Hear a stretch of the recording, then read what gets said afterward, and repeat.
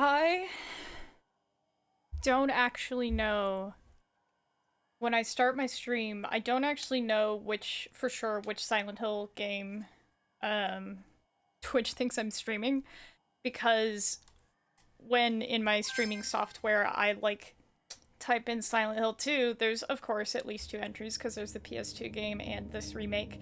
And then I click on the remake, and the one that it selects is the one that has the cover of the PS2 version. So I think there's a chance that on Twitch it's like this one is streaming the PS2 version, and there's nothing I can do about it because I don't know, and I don't know whose fault it is. It might be the streaming software just incorrectly sending something. It might be Twitch itself just has a bad API for picking, or maybe it's showing me the wrong image. I don't know. It doesn't matter. What does matter is actually two things. One of them, I have my first piercing now. Second one, much more important, much more topical. I saw Return to Silent Hill in theaters, and for those of you who don't know, when you see Return to Silent Hill in theaters, they give you a postcard, and I laminated mine because I'm a huge dork.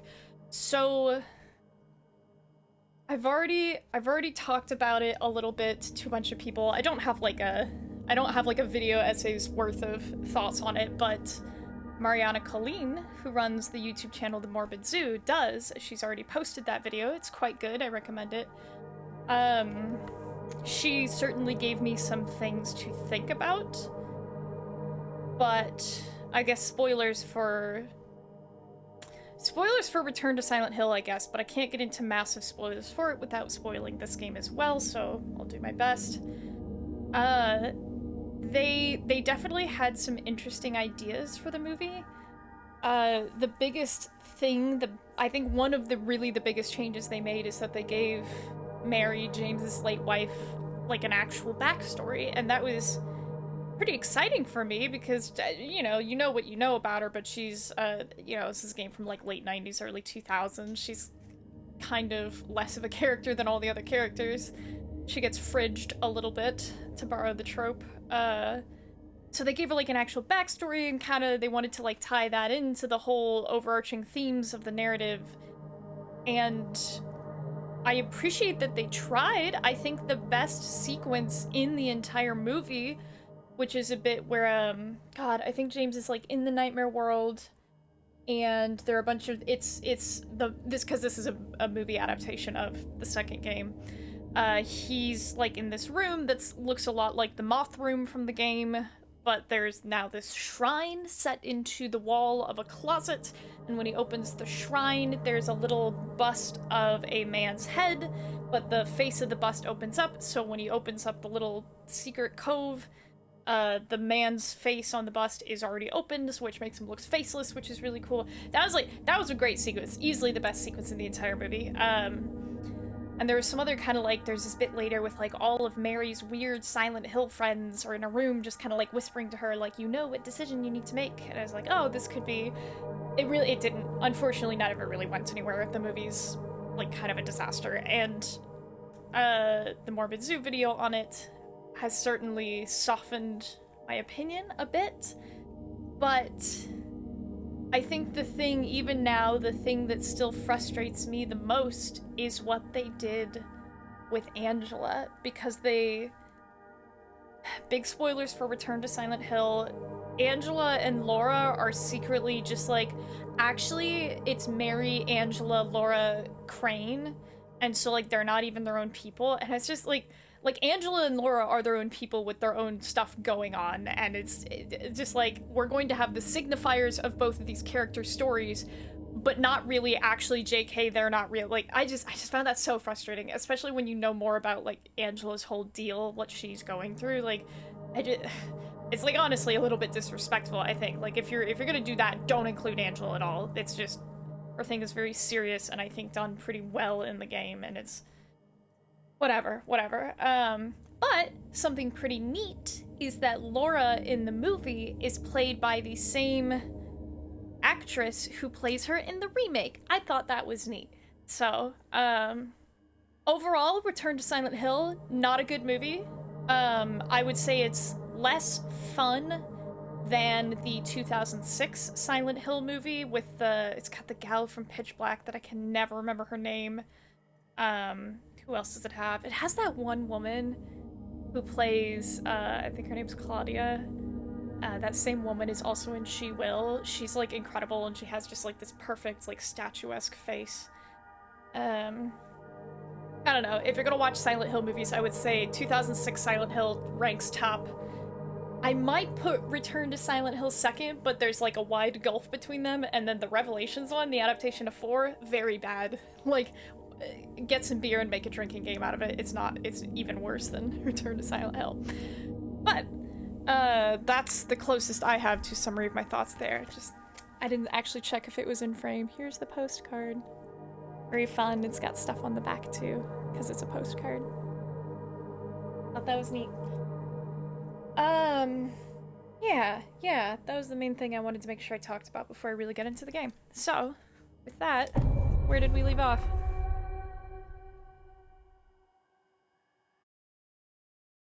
Oh, I do also have a standing desk now. I can't remember if I had it for the last stream, but I do now, and it's pretty neat.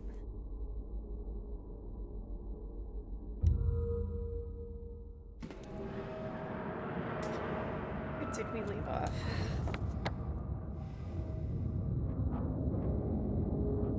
Oh, there was that one door that's locked. I remember I was trying to figure that out, because we did the showers last time for sure, and I talked about Silent Hill Downpour. And then there's that one door that's, like, locked, and I was like, oh, I remember this bothering me last time. I wonder if maybe there's just something I missed, and when I looked it up online, it seems like, nope, that door's just, like, locked. You just can't get into that door, I guess. Seemingly not even with New Game Plus. I think it's that top left door there. They're just like, yeah, because then you go into the cell block and there's like nothing. There's not even a collapsible wall on the other side. So, I don't know what's up with that door. It bothers me. There's something like that. What game is that? Oxenfree. There's a door in Oxenfree, and I think it's in or near the abandoned military camp. There's this door that's reachable and interactable, but it doesn't open. And I can't remember if it, like, opens, but then it never, after that, it's interactable but doesn't open again, or if it just, like, never opened. Whatever. It reminds me of that. That benefits no one, but there you go. You can have that one for free. Okay.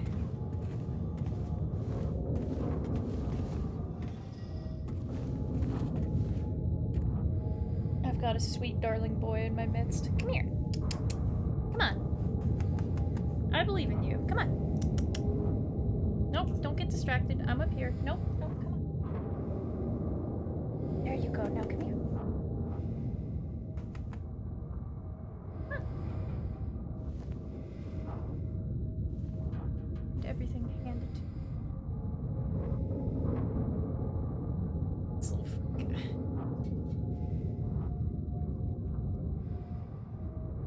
You think he's so cute, he's so charming, he sits on your lap, he rubs on your knee, you think he's the greatest, and then you see him chase Dusk into a corner. And you realize what a monster he really is. He's a beast. A freak and a goblin. Oh my god, okay. I thought I fixed this. It's never high enough priority to figure out why this isn't actually working, and yet every time it's not working, I get mad. Oh well.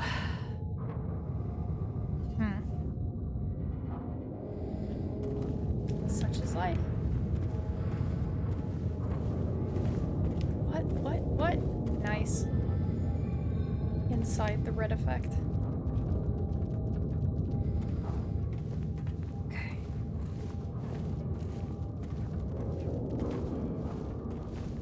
Get up here. Is this the room? No, I think that was earlier in the game. Okay. Yeah, I'm thinking of the room in the hospital with the big electric chair, and then the director's office with the hand, the talk to me hand on the...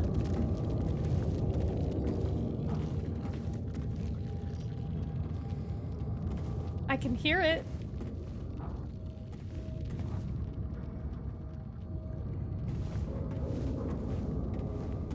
Alright.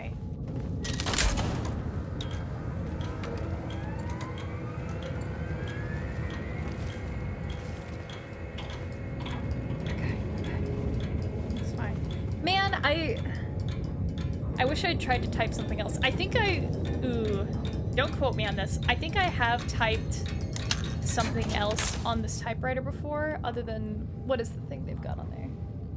Sick. I think I tried to type something else, and I think it always just types sick, but don't quote me on that. This is also, I guess, since new people are born every day who don't know these things, this also strikes me very much as a reference to The Shining, the Stanley Kubrick film, the film adaptation of Stephen King's novel. There is a point in it where, spoilers for The Shining, Jack Nicholson's character is typing "all work and no play makes Jack a dull boy" on a typewriter. Or does it say Jack? I can't remember if his character's name is Jack. I think it is Jack Torrance. So this seems like it's probably referencing that as well, which would make sense because it references The Shining in other places too. So yeah, that's probably a reference to The Shining. Because they have, I missed it, I think I missed it on stream as well. There's an Easter egg where you can find the little trike that Danny rides around on in the movie. You can find that trike in the apartment buildings, just like on the edge in one of the rooms next to the wall. And there's a section later that is modeled off of one of the sets from The Shining. And if I remember, I will say it when we get to it. Okay, so I must have picked up a weight. Yeah, look at that. What do I have in here that's unread?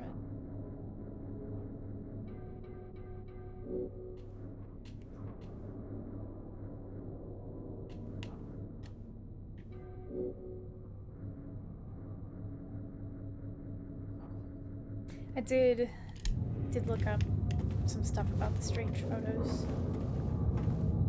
near the end of my personal save file, which still haven't beaten. James has some deep-ass pockets to hold all of these.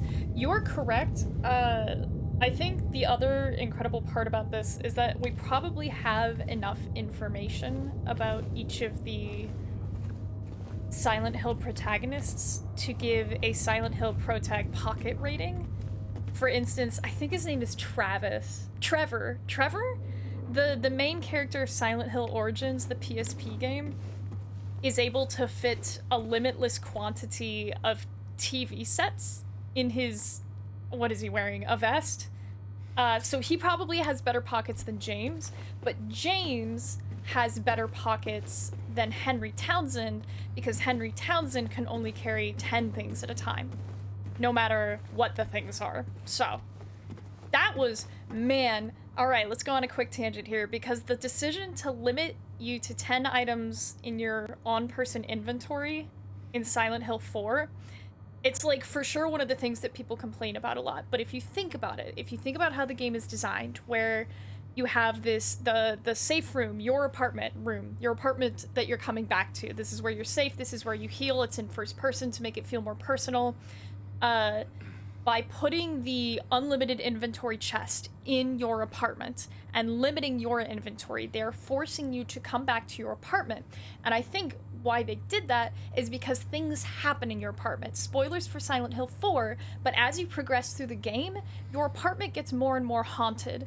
And there's like a certain amount, I think there's a certain amount of degradation that's just like completely unavoidable. But if you're coming back and you're using the candles, you're exorcising the ghosts, you're, you know, purifying the space as much as you can, that is, more spoilers, I believe one of the things that affects which ending you get in the game. But if they just gave you an unlimited on-person inventory, you would probably never come back. And so you wouldn't engage with this whole other thing that they're doing. And with the thing that they're trying to do with Silent Hill 4, where it starts out, your apartment starts out as this safe place where you heal, and by the end of the game, I don't think there's a way to avoid this, but don't quote me, by the end of the game, you actively take damage in your apartment because it's so cursed and messed up.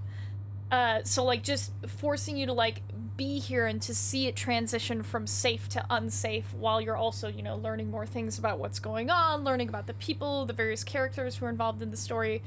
Um, it's an interesting idea. It's a lot of interesting ideas, and I think I can understand why why they chose these pieces and put them together in this way. It's just unfortunate that it's no fun to play. And it's not just the limited inventory that makes it no fun to play. There's one or two very, very annoying flying enemies. I think Silent Hill 4 has weapon degradation, but I can't remember for sure. There's also the ghosts, and the ghosts are effectively unkillable and can go through walls, and they make this noise like a vacuum cleaner, which is very silly and not scary at all. But so, you know, they're just like hoovering around, following you through everything when you have all these little labyrinths and these, you know, things that you're trying to get through.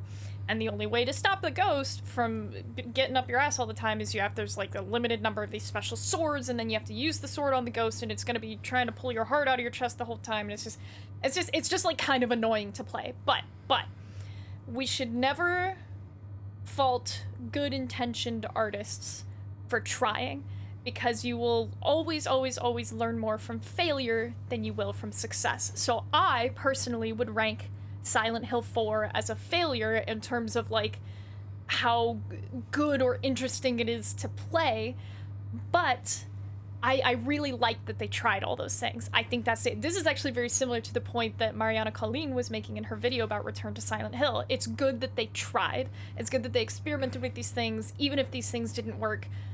Wouldn't you rather have an interesting failure than a boring success? Yeah, listen, pockets are very important to me. There's a whole other rant about pockets and women's clothing, and we don't have time. We just don't have time, but pockets are very important to me personally. So important, in fact, that there is a very kind, very talented tailor who is adding pockets to my dresses as we speak. Oh my god, that was all like a ton of tangents. Does anybody have worse pockets? Because, you know? No, I think she has unlimited inventory, so it's fine. Who else? Because I think Silent Hill F, I cannot remember her name, but I think the protagonist of that game, I think we're back to unlimited inventory, so she's probably good. I never played I think they had like a visual novel or something that they made. Didn't play that, don't know. I think Silent Hill 1 was unlimited inventory. Downpour and Homecoming were, I think, unlimited inventory. Yes, so I think at that point, if you wanted to do like r/they did the math, you'd have to start looking at like, okay, what's the maximum number of items that any person like ever has? Oh yeah. Oh, there's a lot of them. I'd say, because 1 was just genre-defining, seminal, very important. 1 is like important, it's also very 90s. 2 is a masterpiece, and perhaps the best survival horror game ever made. I've heard good things about 3. I personally couldn't get into it, but it hews much closer to 1 narratively, and I think also arguably mechanically. 4 is a disaster, so we've got like 3 good ones, 1 bad one. I think Origins was after 4, so that's another bad one. 3 too. Shattered Memories, I would place that one as like mid to good. Downpour, Homecoming, don't remember release order. Whatever that visual novel thing was that they made, I heard that was not well received. And then I think Silent Hill F, I've heard very good things about that. I need to finish that one, actually. I think we're about 50-50, roughly. I didn't actually tally it up because I'm terrible, but I want to say we're like 50-50 on quality here. But if you look at like the release order, if you plotted the quality on a graph where the x-axis is release order, you would see, I think, a pretty big stretch where there was like nothing good happening with the Silent Hill franchise, because like 4 was bad, Origins was bad, can't remember where Shattered Memories is in that, Homecoming and Downpour were bad. Downpour might have been better if it hadn't been tied to Silent Hill. It could have been like a perfectly fine kind of spooky game. I don't know. There are certain things that I would consider important pillars of the Silent Hill brand. And I just think Homecoming is like such a disaster unto itself, and Downpour just, I don't know, it just doesn't hit quite the same as a really good Silent Hill game.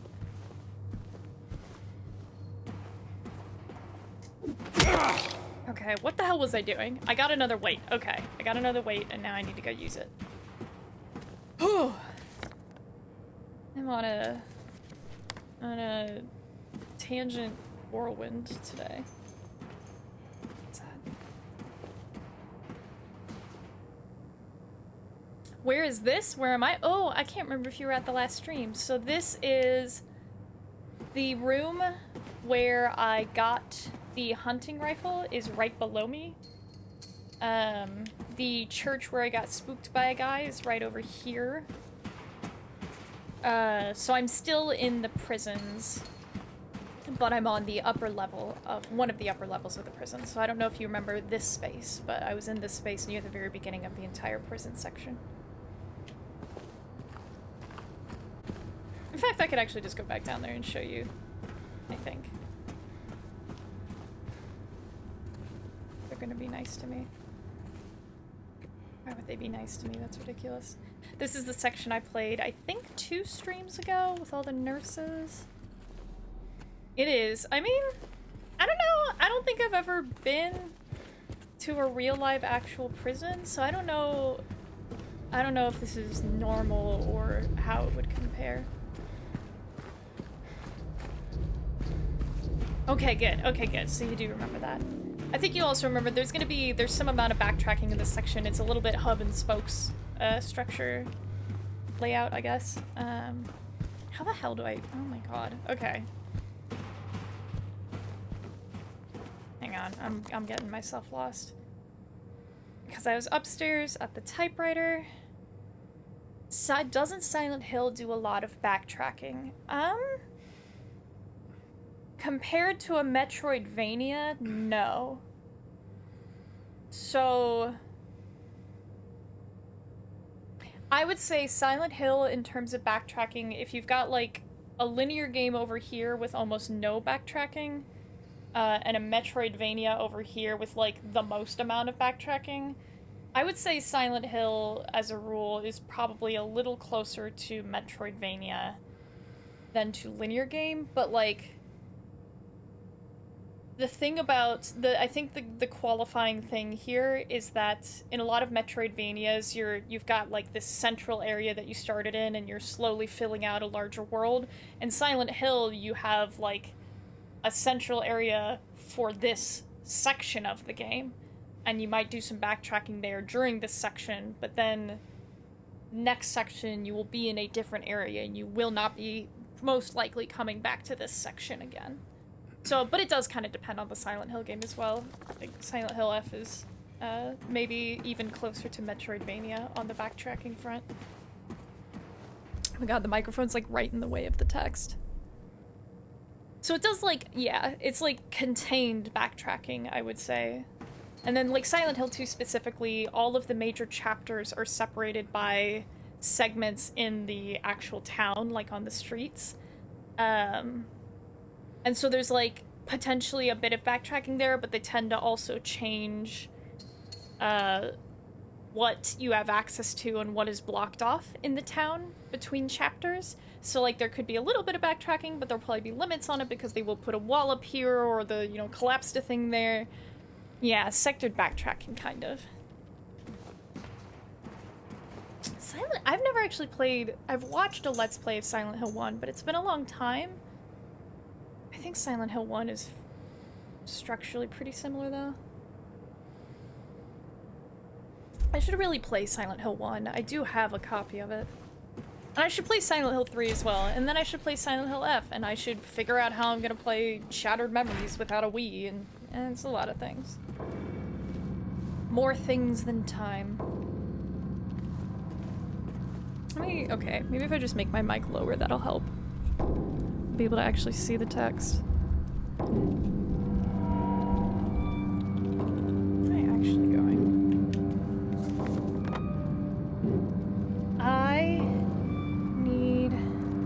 why James is here. Is this whole thing like a metaphor for overcoming grief and remorse? I mean, yeah, basically. So, if you recall, James revealed to us at the beginning of the game that he received a letter. Nope. Where would that be? Probably under personal. He received a letter from his wife saying that she was waiting in their special place, which is in Silent Hill. And so he came here looking for her because he misses her so very, very much. But how did I get a letter from her? She died. Oh, okay. Shrimp, let me fill you in. James received... Well, you've watched Return to Silent Hill, though, so you have, like... You know what? Let's just do it. So, beginning of the game, James is parked in a parking lot that's one very long forest walk away from the town of Silent Hill. Silent Hill, to fill you guys in a little bit, because I think this is, like, maybe not something you would strictly pick up in-game. Silent Hill is a resort town that James and Mary would visit on vacation. And so, why is it so special to them? Because they would come here all the time. This is their vacation spot. It's very scenic. It's beautiful. Like they have a lot of happy memories here. So diegetically chronologically. So in chronological order in the universe of the game, Mary dies of an unspecified disease, some kind of cancer, seemingly, and then 3 years later, James receives a letter from her saying, I'm waiting for you in Silent Hill. So he drives to Silent Hill. He has a moment in the truck stop bathroom. And he's like, why am I looking for her here? She died 3 years ago. Like, this is crazy. But James is a sad sack of shit and can't move on and can't date people for anything. So he's like, well, I gotta see. I gotta know. Is she here? If she's here, I gotta find her.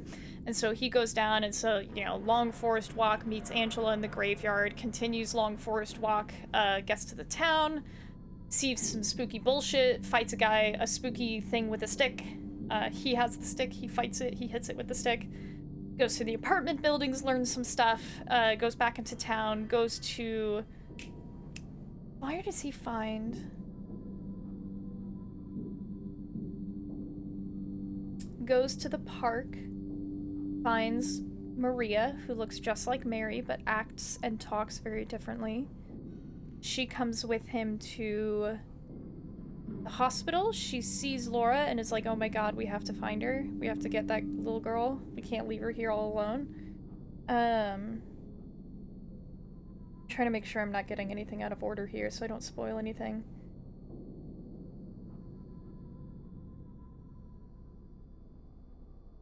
We've been to the hospital, right? You know how I know if we've been to the hospital? Because I have a shotgun. So we go to the hospital, Maria gets sick, reminds James of Mary. We see Maria die. Pyramid Head kills her in the hospital, stabs her right through the chest. While James is trying to pull open the elevator doors. That's very upsetting for him. James spots Laura through the hospital window, does some more stuff, but is ultimately like, well, I guess I'll try to get Laura too. And then we go all the way to, we get a key and we go to the Silent Hill Historical Society, and we walk down a very, very, very long staircase inside the Historical Society. Before we do that, we see a big painting of Pyramid Head, which is kind of crazy because it's unclear whether other people can see Pyramid Head. There's like some hints that some people can, but then like it seems like Eddie didn't know what you were talking about when you said, hey Eddie, have you seen the pyramid thing? But anyway, we go down a really, really long staircase, and at the bottom of that staircase, we find this prison, which is like, there's a prison under the Historical Society? Like, that's crazy, right? And so now we're exploring the prison. So let me catch up on your messages. Evil Resort. James is a clinically insane schizo, needs to overcome dead wife to finally hit. Okay, hang on. Oh my god. I've never actually, I don't know, I've never played a Sonic game. Haven't watched any of the Sonic movies, though I've heard they're very good. So I don't know who Maria is in Sonic. Pyramid Head is a grade 1 curse confirmed. My god, okay, sorry, my cat is screaming. I don't know if you can... Screaming to be let up on my lap. Shouting, demanding, insisting. A little angry boy. You see him? Does he show up at all? Look at my sweet boy.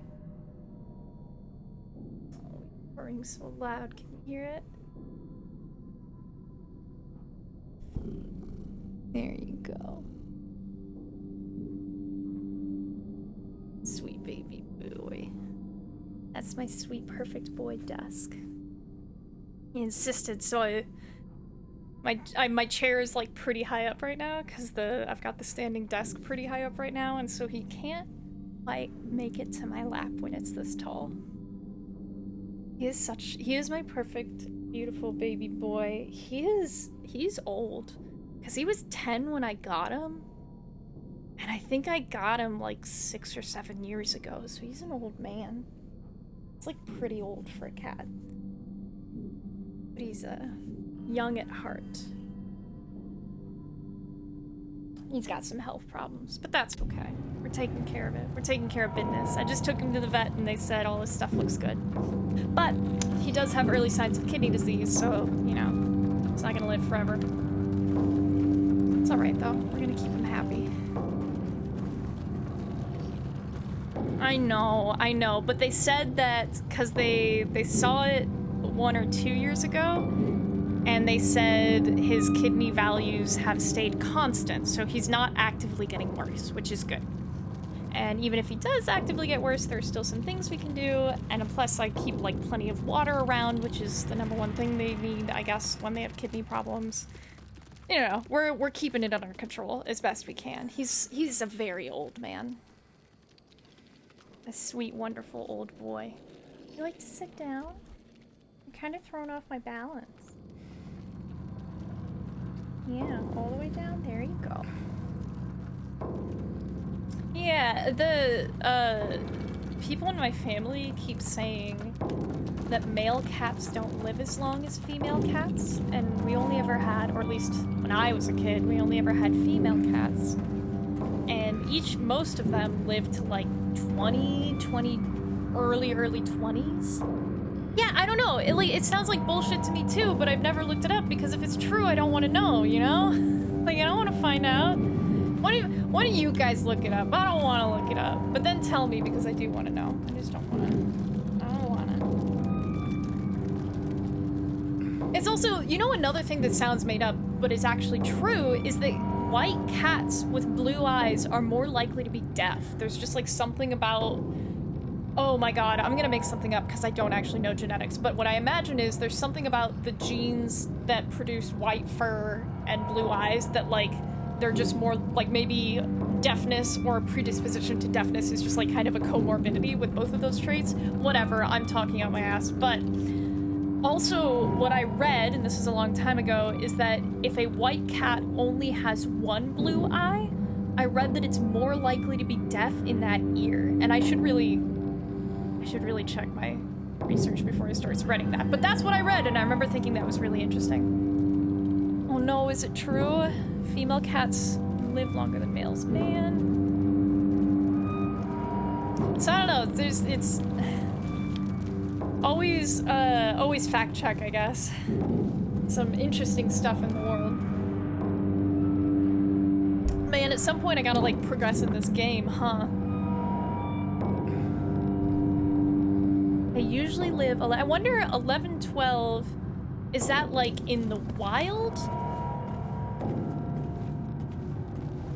Because I also, you know, if you take good care of them and they always have enough food and water and they're never very stressed, you know, I feel like that's gotta improve their lifespan quite a lot. Domestic. Interesting. Huh. Yeah, well, he's already beaten the odds, so he'll probably just live forever. That's what I decided. I told the vet that too. I said, it's okay, don't worry about him. He's gonna live forever.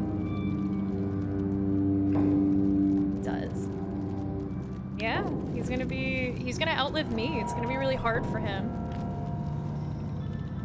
If you make the right deal, anything is possible. A Faustian bargain to make a little black cat live forever. Oh! Oh! No! This may be a prison, but we have standards. Don't they sometimes get up from that? There's like a hair on my monitor and it's making it look like it's moving. Gross.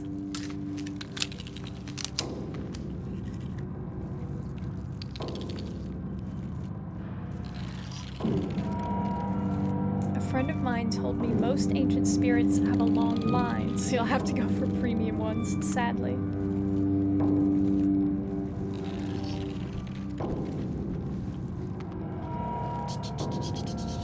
How do I get out of here?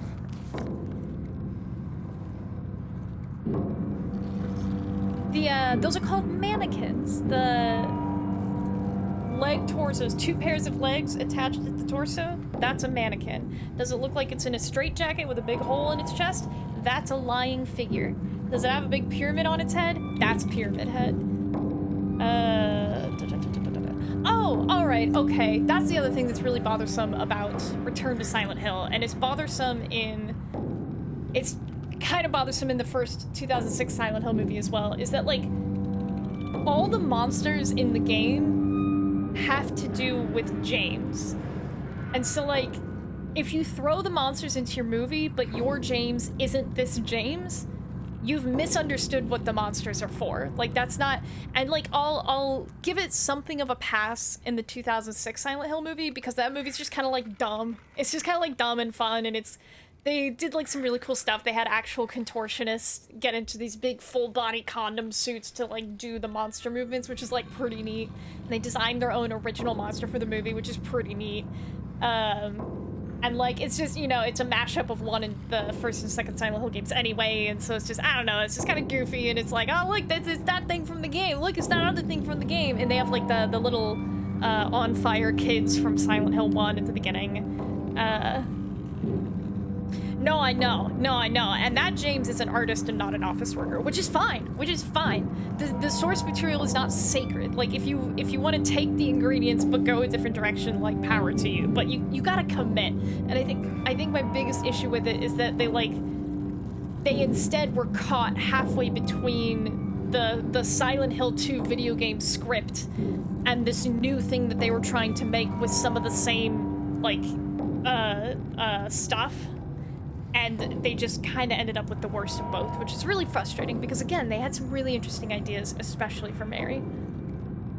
Yo, that was on the letterbox thing, too. That ain't James, that's John. Yeah, they're like, well, this is a Silent Hill 2 movie, so we have to have all these things, but, like, we actually kind of wanted to make it like this, so yeah, no, it's rough. It's rough. But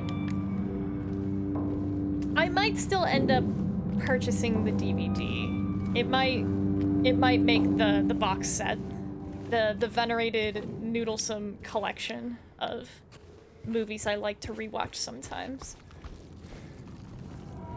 I did make... Oh man, I made like a really funny joke to my friend prior to us going to see the movie. There's like this image, oh my god, what's his name? So there's this guy, Billy Cobb, C-O-B-B on Instagram, and he sometimes makes like funny edits of video game stuff or like nerd shit.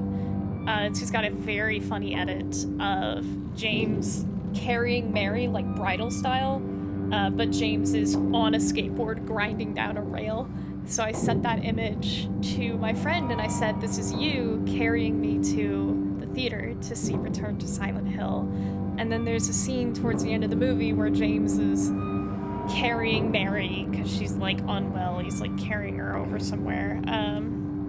And I lean over to my friend and I say, that's you carrying me out of the theater after Return to Silent Hill. And the next like 20 minutes of movie are supposed to be very somber and like eye-opening, and we're laughing so hard that we practically had to stuff our entire fists into our mouths to shut the hell up. It was it was very fun for me. Please say that in Gen 1, I beg. In that Gen beg. What? Just because it's shit doesn't mean you can't like it. That's definitely true. That's definitely true. Oh, the image. If you know what, I'll just make a point. I'm like, I don't need to ask you to do it. Also, I will not post it in general. I will post it in either shit posting or Vidgy games. Come on, pen, I believe.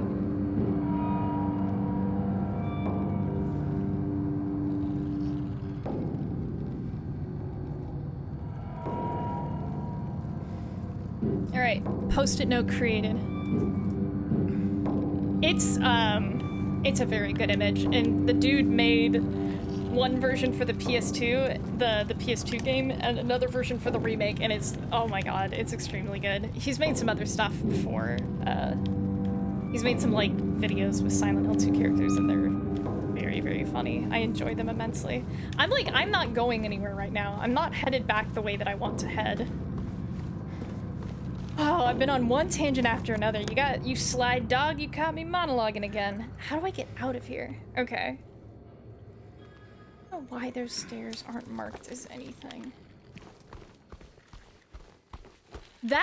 I, like, saw that in a meme, and I was like, oh, that's fun. And then rewatched The Incredibles, and realized that's where the line is from, and I had forgotten. Forgive me.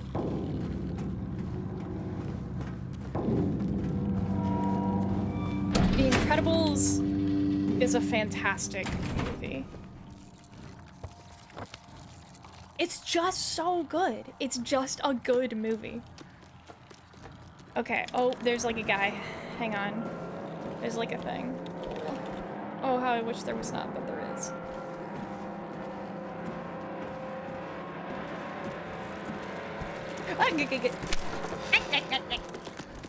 Dodge. God, I should be playing on a cursor if I wanted to not die. You know what? I don't have to fight anybody, actually. I can just leave. I don't know. I would want to know more about the development of Incredibles 2 before I decide, like, actually this was just a cash grab, because, like, what was it, like 14 years? Like, that's, I don't know. Maybe it was. It'd make me sad if it were. Yeah, James learns about minding his own business. Yeah, this is the real thing that makes Silent Hill 2 revolutionary, is that a white man learns to mind his business. Oh, I was already headed in the correct direction. Alright. Fuck all y'all, I'm out of here. You know, I've never actually seen Megamind. I've seen the character around the blue guy, but like... It's... Listen, it's not strictly a bad thing for an artist to have steady income, because it's exceedingly rare that you'll be able to make enough money to not just live, let me quote Mirror's Edge here, to not just live, to not survive, but to like actually live. It's rare to make enough money to do that doing something that you're extremely passionate about.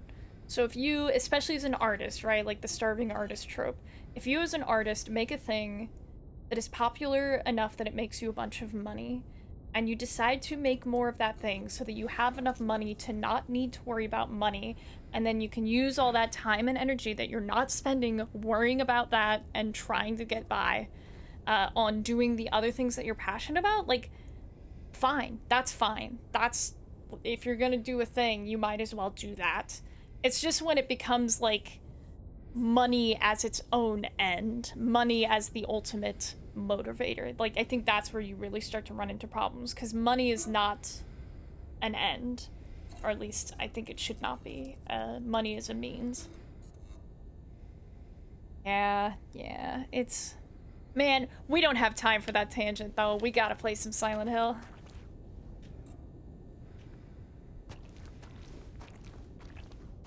Oh my god, okay. Scales. Oh yeah, how dare you? How dare you, like, have opinions and interesting things to discuss? That's, like, the worst thing you could have. What have I already done? I've done... So I've done Headless Serpent, Hornless Ox, and Eyeless Boar, which means I need to get to Wingless Dove. Okay. So I'm trying to get to... Yeah, this local streamer attempts to do thing, but continues to not be able to do that because of random child. I don't think you're a random child anymore, unfortunately. I think you're actually, community member number 1. Okay. So that was Wingless Dove, which is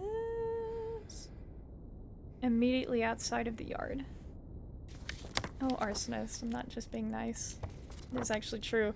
It's like crazy, right? Like you were just like, but what if I came to this stream and now here you are. Here you are, you're in it. You're all the way in it. Hang on, I'm gonna save real quick. Yeah, that's the sound of me crying in the future.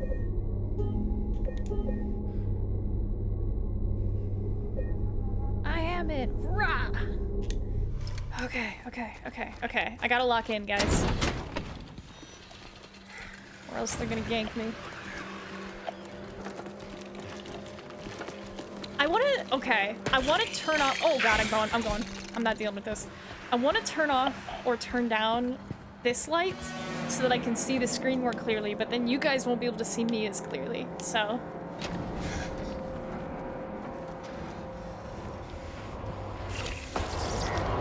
Time to do the thing. It's time to lock the fucking— oh my god! What?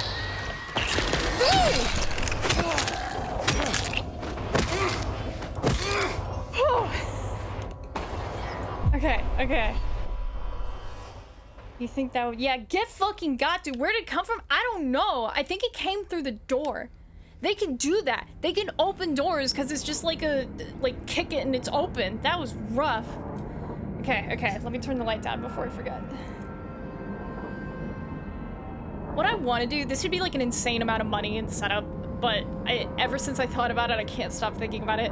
Apparently, if you get— I think it's Philips Hue lights, H-U-E, they can be potentially synced with the lighting in my computer. So like right now, I think it's basically impossible for you guys to tell, but right now, my motherboard, chassis fan, CPU fan, and keyboard RGB lights are all synced to what's happening on the screen. So if it were like a perfectly dark room, you would see like, oh, this light over here is white because of the flashlight, this light here is kind of greenish because of the stuff, you know, around the wall. And I've gotten the impression that like if I had a Philips Hue bulb in there, it could also change color based on what's happening on the screen, and or depending on whether or not the developers of the game wrote an integration for this. Like the Doom 2016 does a thing with the charging station for my mouse where it changes the color of the charging station based on my current health level, and will make it red and flashing when I'm about to die.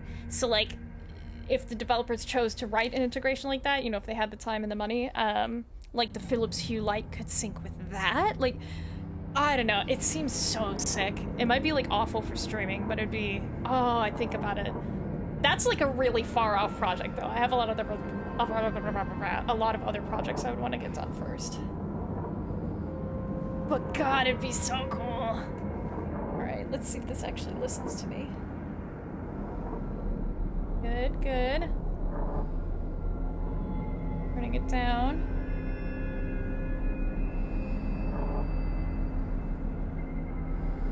I'm gonna turn down a little bit more. This seems okay to me. It does make it easier to see what's going on. Okay. I have to, you know what? I'm gonna make a note to make that part of my streaming setup. Set up an automation for that. Dim light to 15%. It's easy enough to do. It's just a matter of whether it will consistently run. Good, okay, that light is fine. Good, good, good, good, good. Excellent, excellent. Alright, here we go, guys. We're playing Silent Hill 2, the video game, can you tell? Oh my god! Oh, it was the stuff collapsing behind me. Okay, alright. Didn't want to go that way anyway.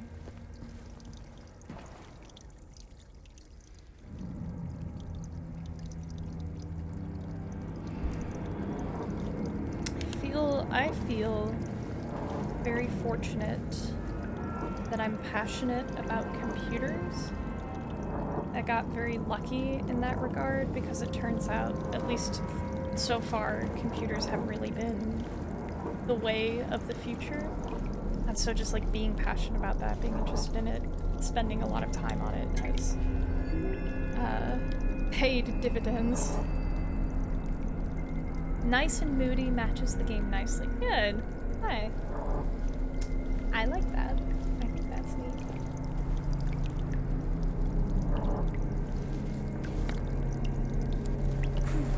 Oh god, it doesn't help I've had like a lot going on the last, I don't know, week. So it's just, you know when you have ADHD and then you have like a lot of things going on and then at the end of the day it feels like you have bees in your brain? It's hard to think. Feeling a little bit of that right now. We have an Iron Maiden type room that is not perfectly rectangular. Oof. Oh yeah, I'm like fine. It's all. One of them's just like a deadline at work, and it's not like a bad thing. It's just a thing. And then like some other stuff came up that I was like, oh, that's going to affect my ability to hit that deadline. But like, it's fine. I have good coworkers. I have a good manager. Like, nothing's actually a problem. It just means, especially today, I've just had like a lot going on. It was one of those days where I didn't really get to stop and rest. So it's just, yeah, it's fine. It's just a lot. But in a week or so, it'll stop being a lot. Oh, you know what else happens in a week or so? Next Friday, the 13th, Reanimal comes out. So, very much looking forward to that. I feel like I just need to play Reanimal. Because I haven't been playing a lot of video games recently, and I think it's just like, oh, I've just been like doing other things. You know, I was very busy during the holidays, and then just been carrying this energy forward. And it's like, oh, there's a bunch of other things I want to do, I'll do those. Watching a lot of Adventure Time. I think I'm finally going to finish Season 10. That'll be good. I'm currently started at Season 6. I think I'm currently on Season 9. Because I think I basically remember Seasons 1 through 5. But I think once I finish my first playthrough of Reanimal, I think that'll like free me up emotionally to go back into, I want to get back into, what's it called? Nine Souls and Silent Hill F, but all in due time. So that's the weight that I need, because I need this scale to be balanced right in the middle so that I can do the next thing. And it's in this horrible Iron Maiden room with no way for me to reach it. I am watching Adventure Time. I love that show. It's one of my favorites. I was there on the couch the first time that episode 1 aired. You can't trick me! No!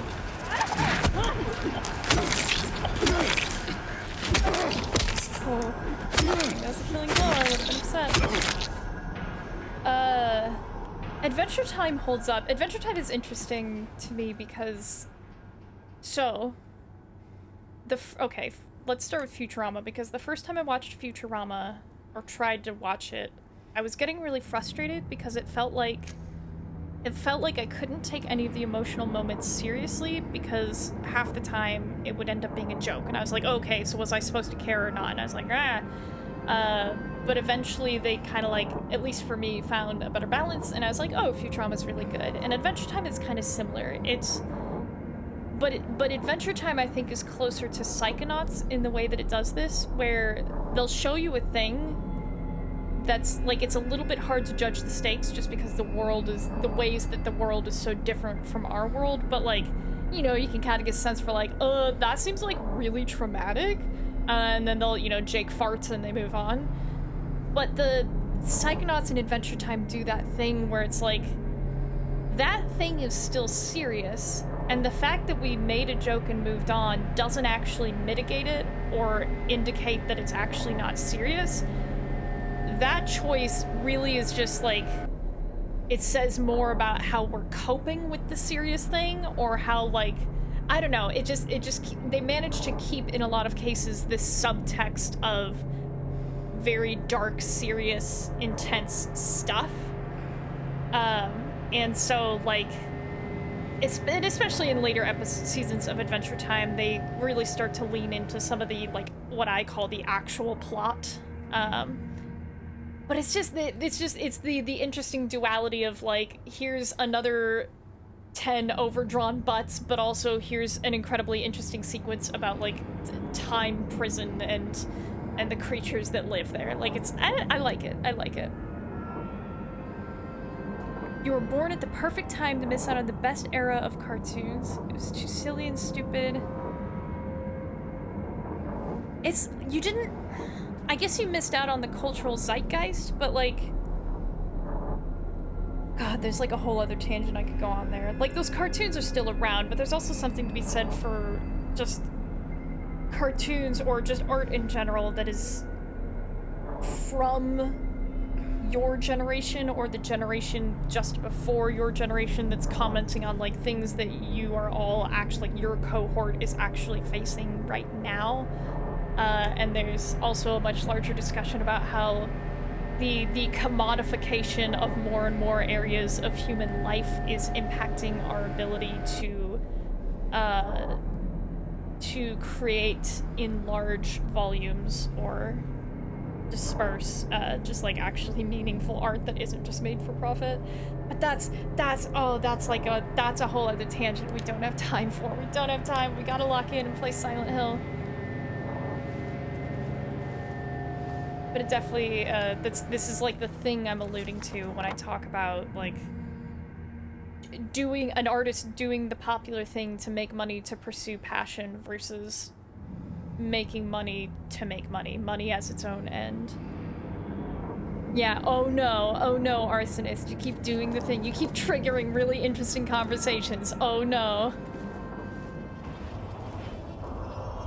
Honestly, I should probably let you distract me, because the further I get in this game, the closer I get to a really hard boss fight that's coming up, and the closer I get to the final boss, which I still haven't beaten. So I should let you take me on tangents every time, because wowie zowie, am I not sure how I'm gonna handle those. I don't know what you mean you're not known for that. I think if you're, like, if you're triggering a lot of interesting discussions in one group and not in another, I feel like the simplest, the most straightforward answer is probably the group where you're triggering a lot of interesting discussions is the group you have more shared interests with. Which is like, not to say that there's anything wrong with the other group, they just might not be the right group for you.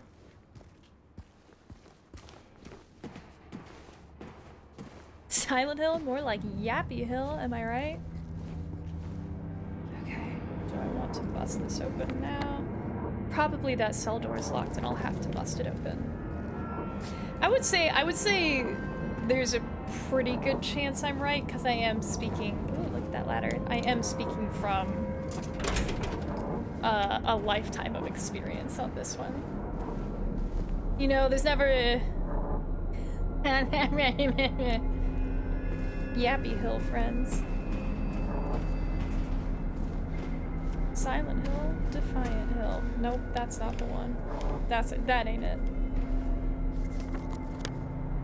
Okay. I need to lock the fuck in. I need to lock the fuck in. Can't remember where you've been. You won't know where you're going. How these games work. Stir with all the art. Okay. Woman in Flight.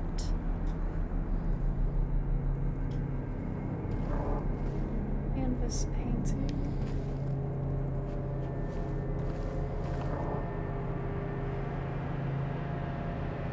This looks... Burning Man. So I think Burning Man is the name of that. Oh my god, like a bunch of people gather out in the wilderness and don't shower and hang out for a few days. I should know more. I'm uncultured swine. But there's also like an event. I don't know if Burning Man still happens, but there's an event called Burning Man. SCP-457. Oh, I don't know that one.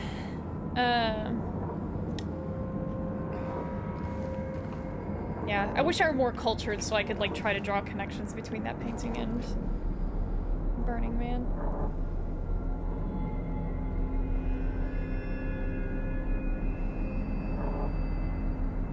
It orchestra? 436 people at a recital. The festival still happens. Somebody got murdered at the last one? Isn't Burning Man the kind of festival where they don't really have, like, law enforcement?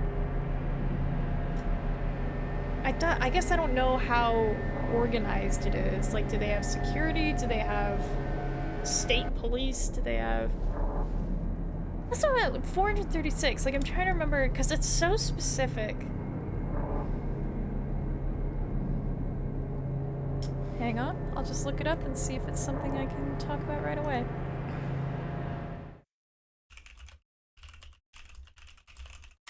Because I don't remember that painting being in the original game. Ooh, okay. I saw the word symbolic. Exciting. At the Burning Man painting. That's what I thought. So the Burning Man painting is the building that I thought it was, but I can't say it because we have not been there. But not all of them. Woman in Flight.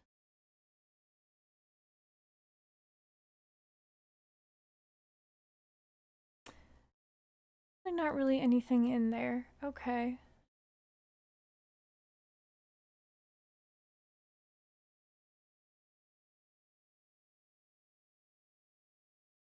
So these would require, I'm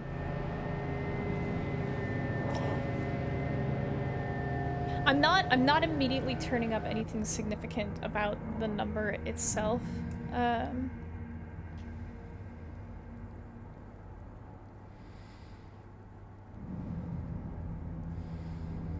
Recital. So if I interpret it as a recital, I think I would... I don't know if my cursor actually shows up. Where's my cursor?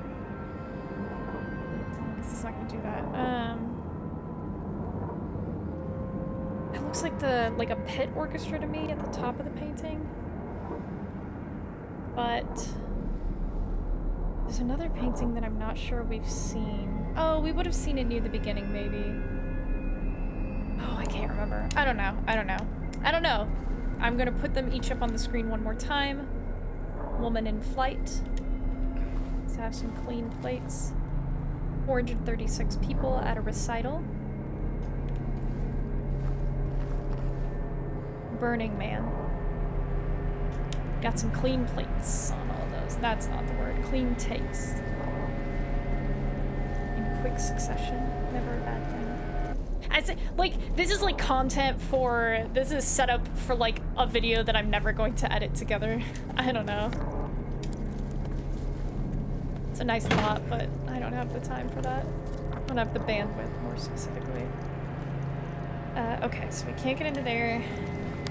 Ah! Okay, good luck, Arsonist.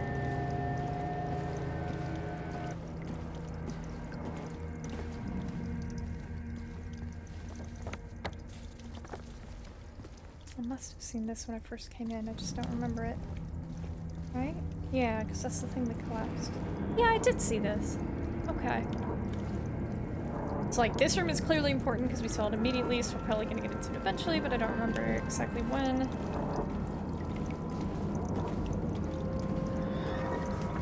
Don't like that noise.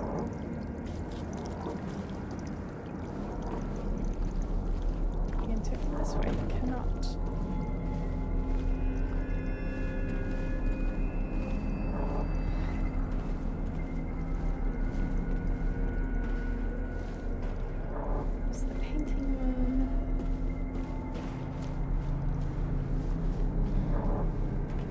Light coming from there because they want you to be there.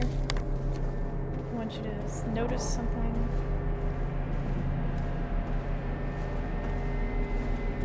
What happens if I... Oh, I can just walk in, huh? No big deal. Iron Maiden room? Don't worry. James has got them good boots.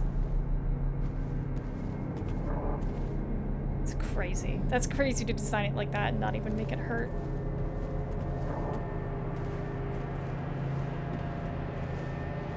Got them boots with the fur. The whole club is looking at her.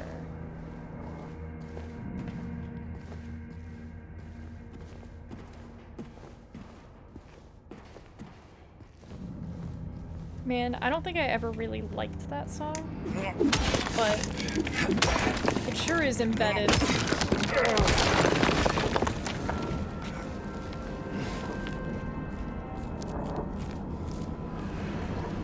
I hear that. It is. It's iconic. It was just like never quite... I don't know. Maybe I just heard it too much, but I feel like it was never really my jam. Hey! Don't you dare! Oh, I saw you. Oh, we are not saving this for later. We're doing this right now. You want me to come right now? Fine, I'll come right now! Oh, don't do this. I saw you!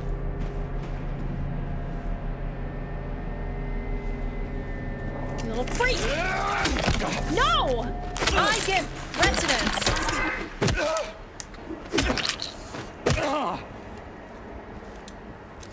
Is there like a whole other area here that I didn't... Oh my god, there is. I'm so embarrassed. Okay.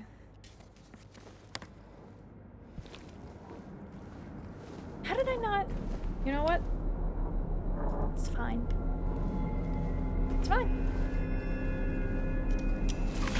It's doing that Unreal Engine texture popping thing. No, what? Trash. Fuck, no!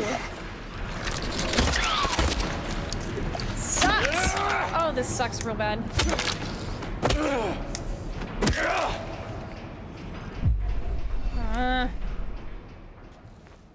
Trash.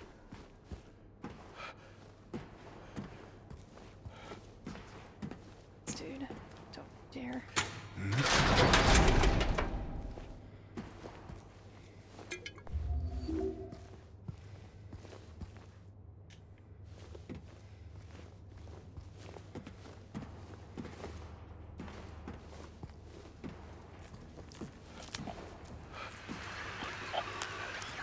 Don't! Are you kidding? I saw you! I see you too!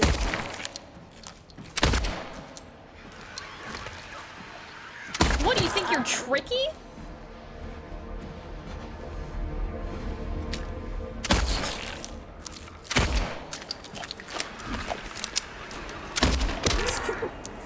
No, you're not.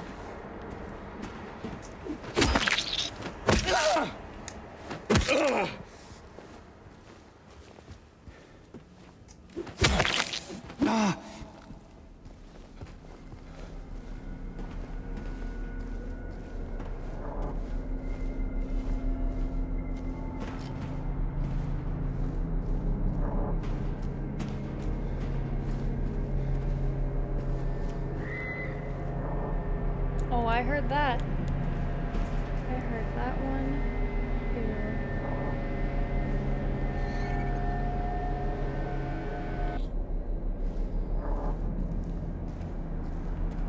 Where do you go?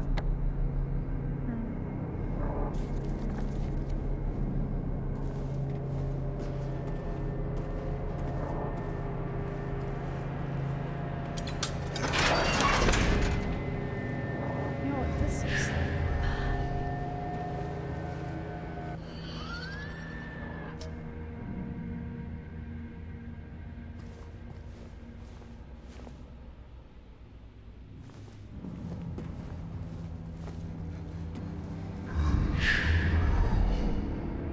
That sound effect.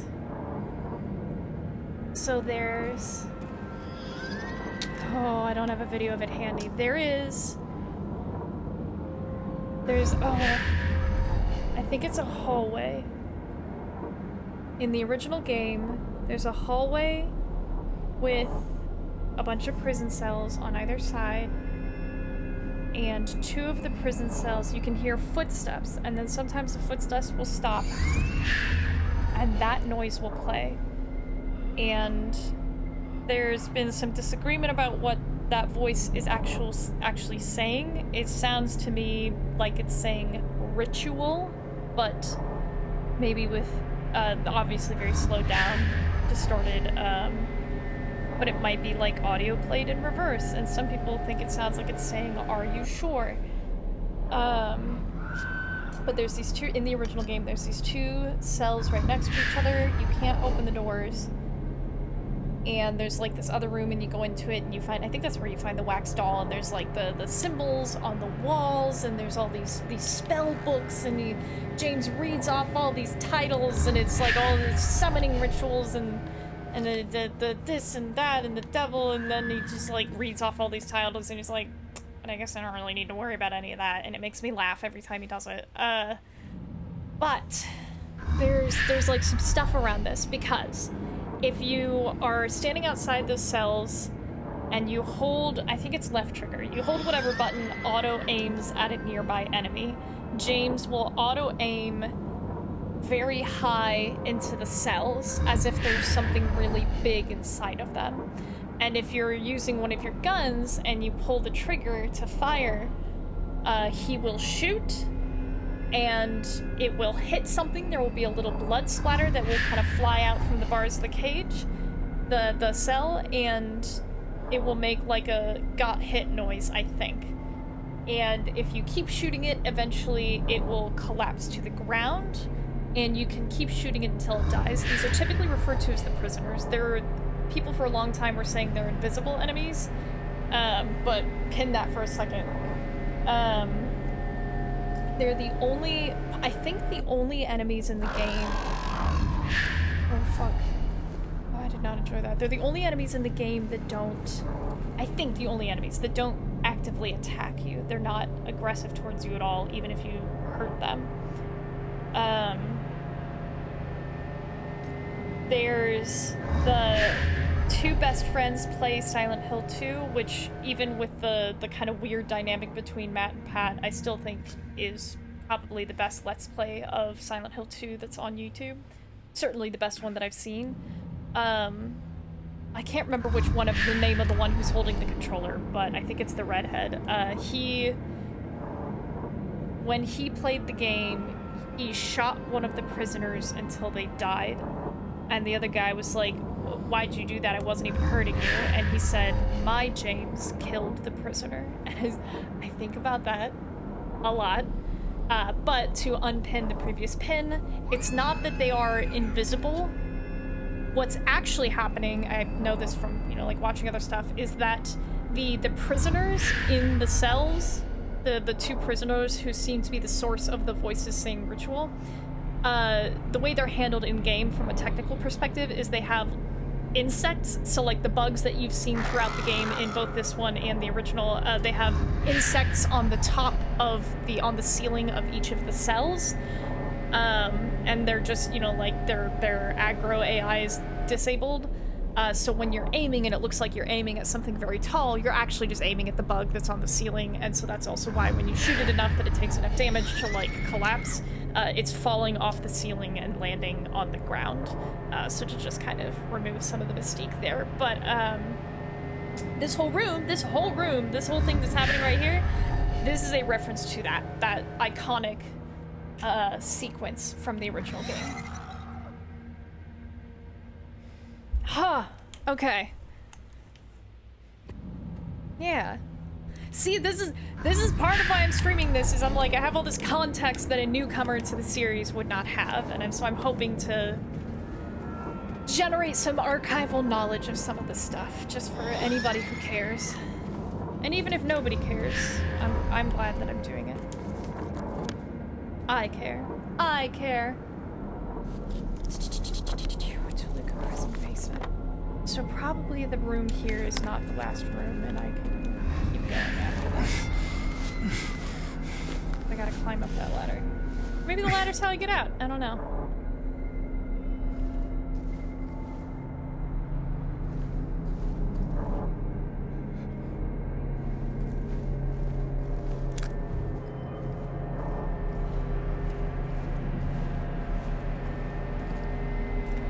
Toluca Prison. Due to recent acts of inmate violence, prisoner D-239 has been transferred to solitary confinement cell F6.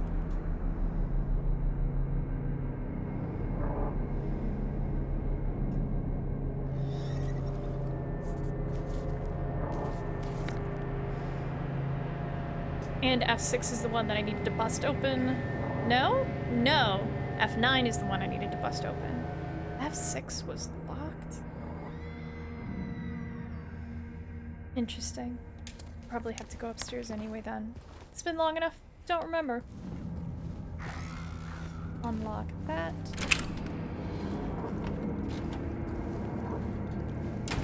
I'll deal with that momentarily.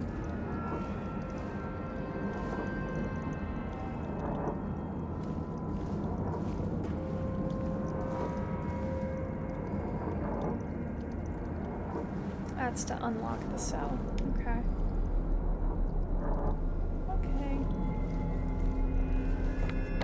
Can unlock F5 as well, maybe?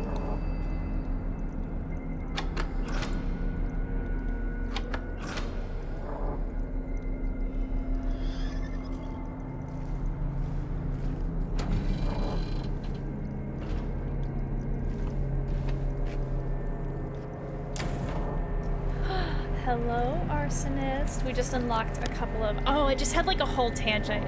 You'll probably want to scrub... You'll probably want to spot this in the VOD and scrub back, I don't know, 2 to 5 minutes to get my whole rant about...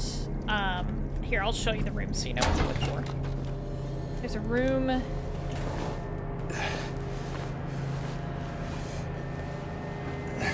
When you first see me walk up to this cell, James and his holes, dude. When you first see me walk up to this cell, which is you almost just missed it. You probably want to scrub back in the VOD to see that whole rant. It is a bit of a longer one, so I don't really want to redo the whole thing. I did not need to go back in that hole. Okay. I just unlocked F5 and F6. I want to make like a Fast and the Furious joke, but I haven't actually watched any of them. So pretend that I made a really good FF joke there. Oh, yeah, because there's nothing in this one seemingly.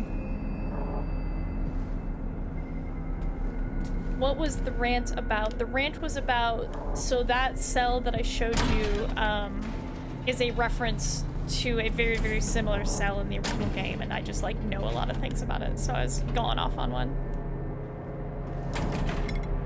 Got the goods! The lightest weight.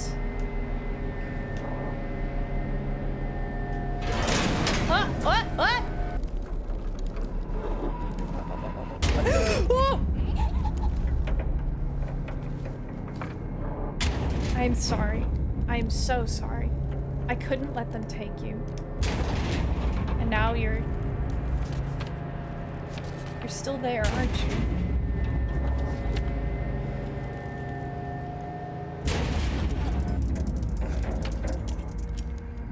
This is getting bad. Does anything happen? Do they break through?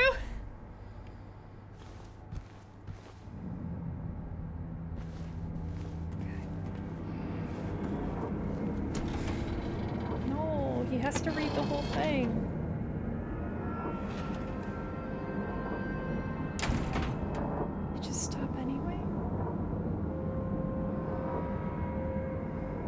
So I could leave right now. Where's my room with the ladder?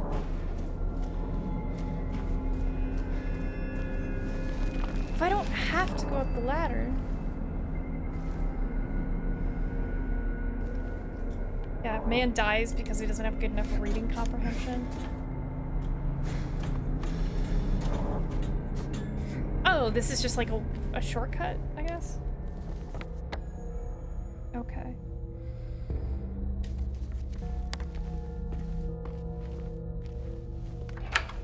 So I could have had to just go all the way back through.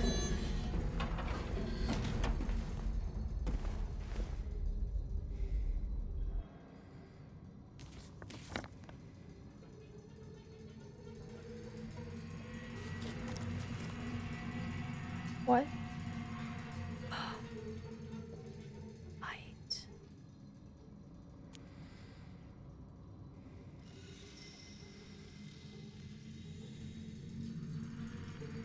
Look at this.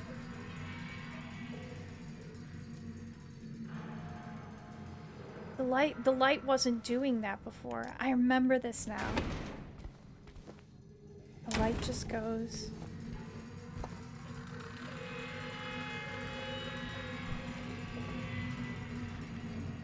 It just goes up and down the hall. And I don't think all of these were here before. All these bodies.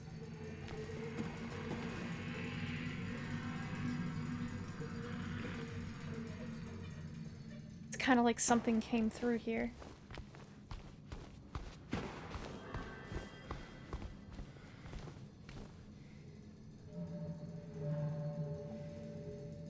Yeah, it's only over there. Yeah, a guiding light. I mean, it's ray tracing, so we should...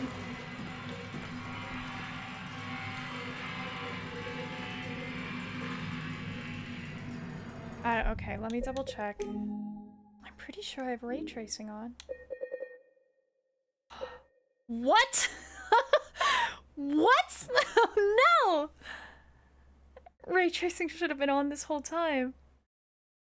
Oh, that's so upsetting.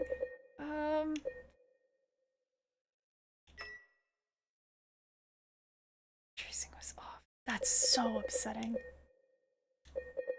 Oh, I'm real mad. Ray tracing, because ray tracing, so up until the last few years, every single video game has basically faked light. So, you know, you see a lamp in the corner in your favorite video game, but the light that appears to be coming from that lamp, if you were to, like, you know, take that lamp and move it over here, the light wouldn't necessarily move with it. I'm kind of talking out my ass here. I've never developed a video game, but, like, my understanding is that, like, the apparent light sources, the things that our brain tells us are the light sources in video games, that's not where the light's coming from. The light is a thing, and then that's a modeled object that's made to look like the light source. And ray tracing is, but what if we actually just, like, did the math to have actual bouncing rays of light?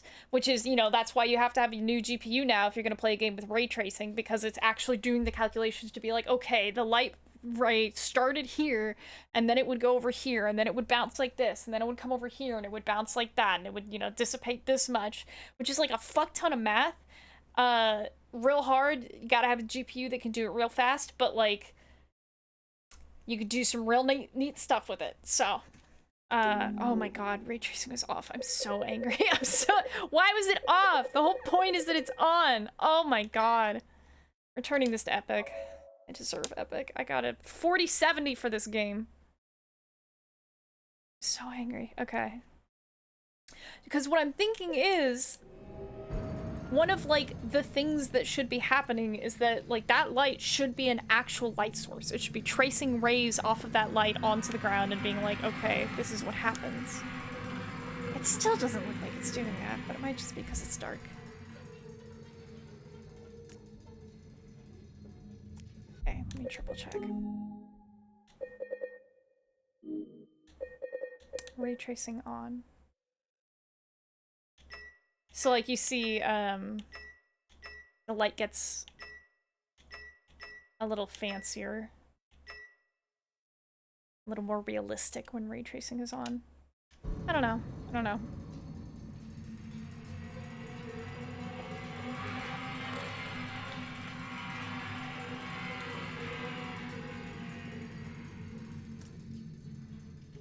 Regardless, there's a light moving up and down the hall between me and the room that I need to go to, and there's a lot of dead bodies on the ground.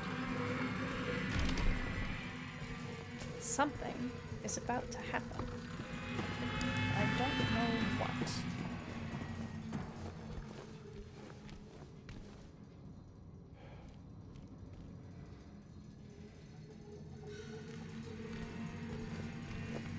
It might just not be a very powerful light source. What if it was? Nope, can't turn those on anymore. Huh. Huh.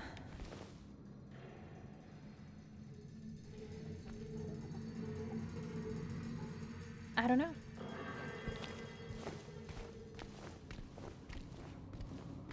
Look at how high the ceilings must be. I don't even know. I don't know for sure that this place has a roof, right? It's interesting. Like the concrete walled garden in the hospital. It's open to the sky, but the concrete walls go higher than the flashlight can reach. It's just like a... It's very much the, like, spooky backrooms liminal stuff. An impossible space. Yeah, why does a resort town have a prison? And especially one that's this large. It wasn't raining before.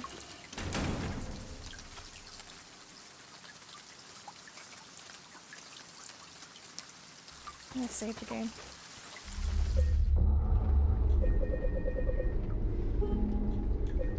The outside would be even scarier if the sun was out.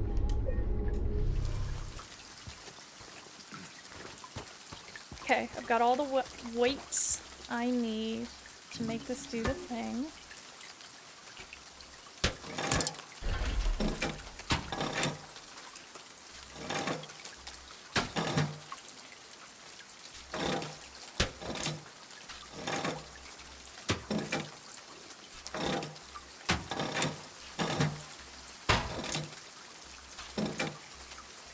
I'm not being methodical about this at all.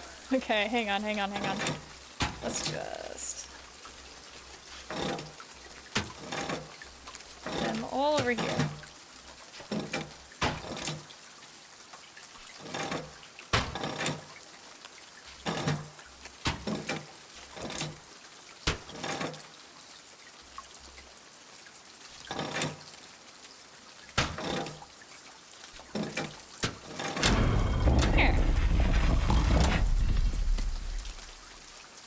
Execution lever.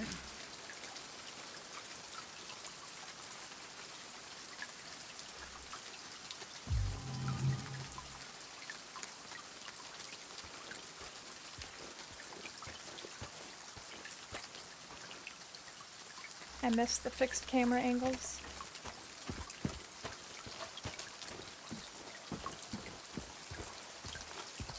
Execution lever. Okay. This is a largely similar recreation of a puzzle in the original game. Yeah, the hang yourself area, you know, like prisons have. Prisons do have this, or at least they used to. I don't know if they still do.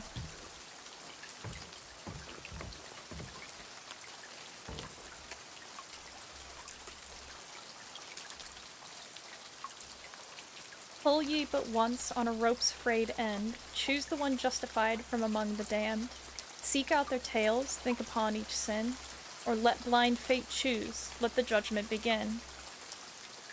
If you can't hang yourself, is it even a resort? Alright, hang on.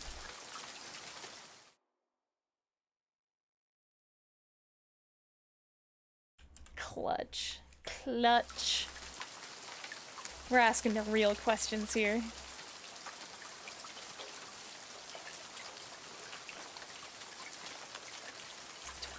12 of these. Oh, because I gotta match them up. Alright, I'm gonna lock in for this one too. For your grace I do not plead, for the flames I did set free. Sisters shrieked and children cried, no one made it out alive. So that's number 1. The wealth of others I did take, the 7th statute I did break, and yet my deeds I don't regret. I had my reasons, that is that. That's number 2. Number 3. I took the child, you are quite right, carried her off into the night. She did not scream, she did not bawl, I was her father after all. Number 4. Once the sun has seized its reign, I cut through the rusty chain, pushed the door and snuck within, filled my pockets to the brim. Number 5. Mommy dearest, mommy sweet, your love for me was so deep. Why, oh why, you shouted out, when my knife pierced through your heart.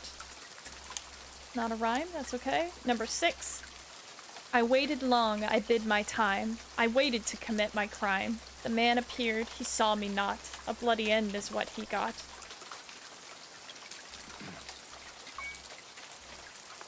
My only daughter, joy of days.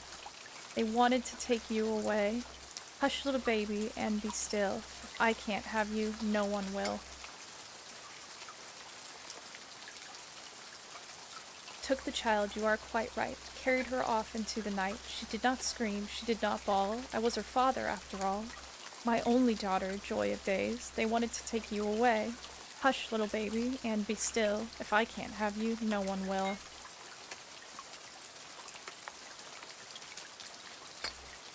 Mommy dearest, mommy sweet, your love for me was so deep. Why, oh why, you shouted out, when my knife pierced through your heart. You were oh so kind to me, filled my heart with joy and glee. In the end, it was for naught. Why, oh why, you ask, why not?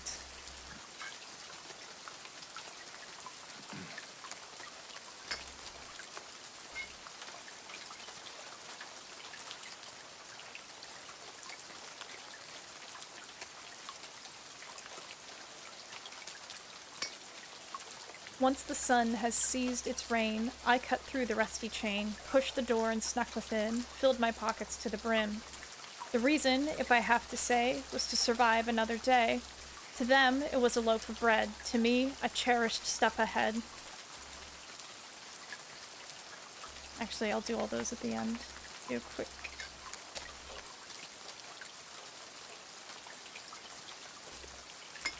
I waited long, I bid my time. I waited to commit my crime. The man appeared, he saw me not. A bloody end is what he got. In truth, I did not hesitate, as my blade sealed the poor man's fate. They knew the rules, they are quite clear. Go against me, your end is near.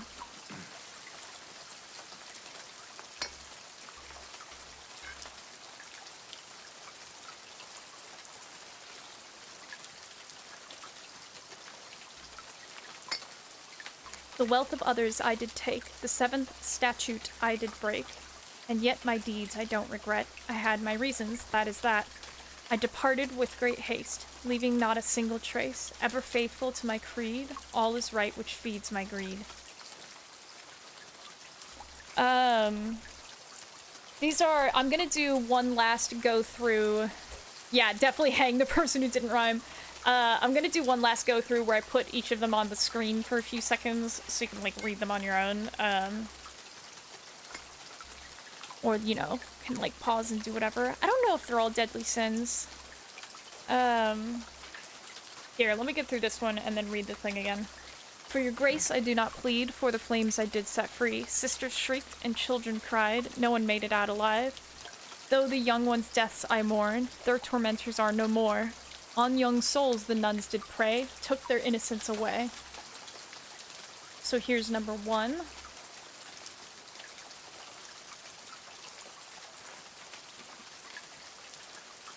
Long enough to pause. Here's number 2.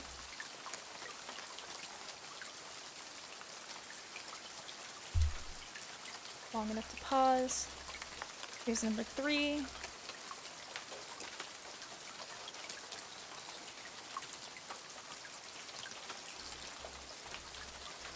Number 4.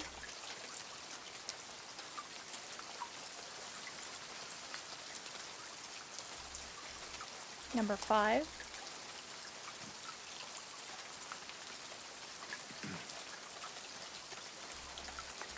Number 6.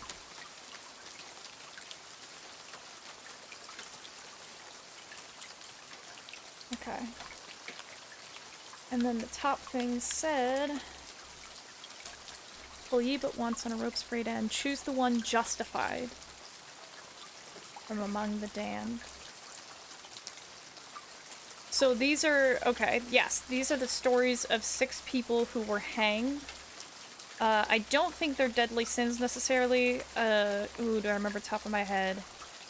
Envy, lust, greed, gluttony, pride, wrath, sloth. Which, thank you, Full Metal Alchemist. No, these don't strike me as specifically the 7 deadly sins, but just 6 different, especially since there's only 6 of them. 6 people were hanged. These are their crimes. Pick the one whose crime was actually justified, or if you want, just pick a random one. This is the kind of thing that strikes me as a choice that might affect your ending, but I don't know for sure because I haven't looked it up. Also, I mean, double check me, but I'm pretty sure I'm right. The past tense of hang is hung if it's clothing or inanimate objects. It's hanged if it's people. A person has been hanged versus the shirt was hung up kind of thing. This is like one of those things that I'm such a annoying pedant about, but it's just like, I don't know, hanged sounds sick, you know? It was hanged. That person was hanged. Okay, so I think 4 who stole the bread to live, I think their crime is justified. So that's number 4. We're also going to get... Okay, let me stand in front of it so I don't forget my choice. Okay. So the bones of this puzzle are from the original game. In the original game, the thing that led you to, like, helped you figure out which noose to pull on was a little riddle, little parable in much the same format as most of the other riddles, basically all the other riddles in the game. But the thing that happens when I pull on the rope is almost unchanged from the original.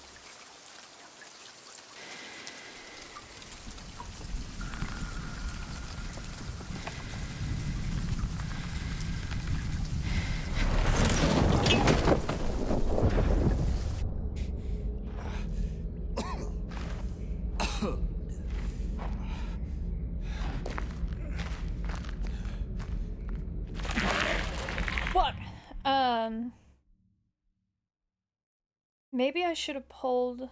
Well, it probably would have done the same thing either way. In the original game, when he pulls on one of the nooses, the fixed camera is overhead, so the fixed camera is almost looking through the noose. It's like at the right angle to be looking through the noose. And so you're watching James pull the noose down as though he's about to use it. And the shot is just very, like, you can see his face as he's doing it. And so they kept that look of, like, he's pulling it down in a way that looks like he's about to actually use it, which is thematically important. You know, they don't have a fixed camera, so if they were going to do the exact same shot, they would have to take the over-the-shoulder camera and move it up here, which would maybe not be in keeping with the stylistic change that they made for this game. I don't know. Both games are good in their own ways. I would say personally I still strongly prefer the original, but I do think the remake is like pretty good. They both have their own strengths and weaknesses. It is really cool. I'm pretty attached to it. But now I have to get my ass beat, so give me just a bit here. God,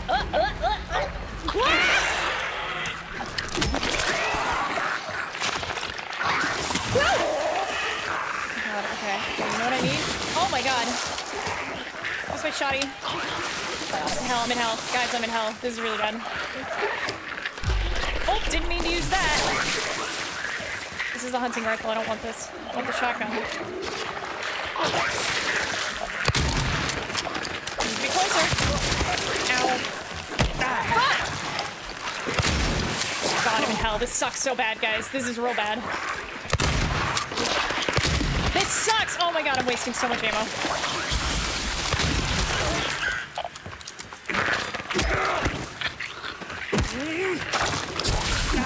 Ow! Oh my god! Yes, it does. It's horrible. This is horrible. What a waste of resources.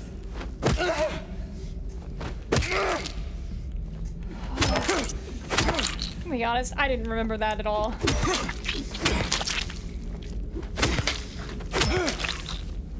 This is a nod to the fact that James is a sinner, boy. Okay. Reload that. Reload that. That's already loaded. Switch back to the pistol. Okay. Fully healed up. So give me just a moment here. There we go, there we go. Everything, to quote Radiohead, everything in its right place. Did you know it's against the Geneva Convention to check for a kill?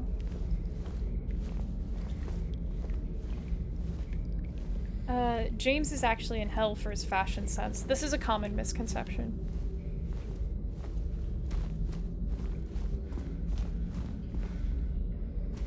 Ah! Ah! Ah! Got no time for your shit! You cannot trick me.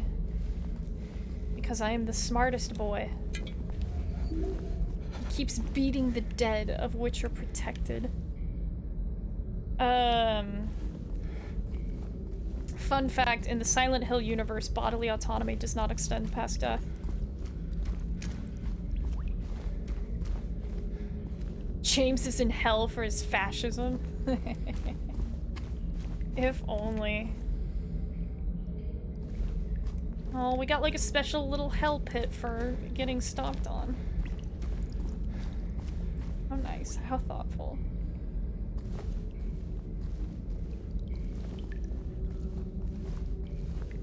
Yeah, if fascists went to hell, the world would be a different place. Got another ladder. Oh, I don't have a map of this area. Fascinating.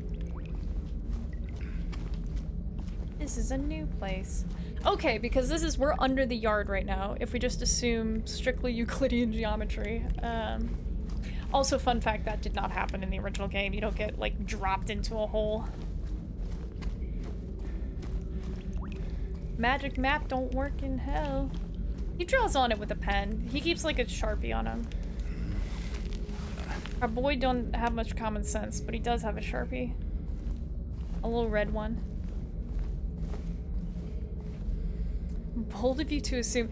Actually, what an interesting thing for you to say. So, I think every Silent Hill game has a moment where the world clearly ceases to be Euclidean, and I don't remember Silent Hill 1 enough to say when that happens. In Silent Hill 2, it's the absurdly, I don't know if it ceases to be Euclidean, but it has like some ridiculous, what's the word? Some ridiculous physical scale to some part of the world. So in Silent Hill 2, it's the insanely long staircase.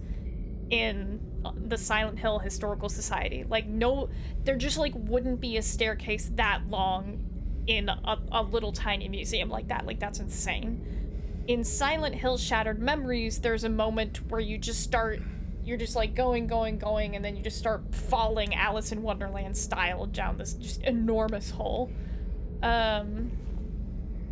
Ooh, I should know what it is in Silent Hill 3, but I don't. But it's just this moment when the world opens up and something, like, really obviously kind of impossible happens. Yeah, Silent Hill does love holes. And so do we. Alright, get me back up in the yard, friend. I fell into your little hole.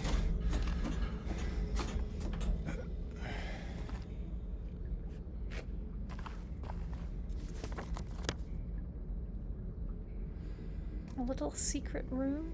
Holes, my beloved.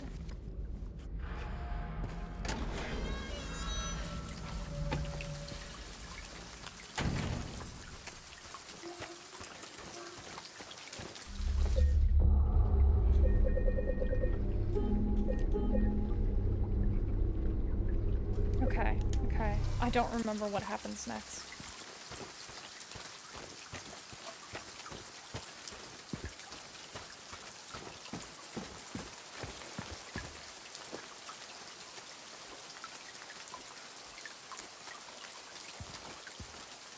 Those.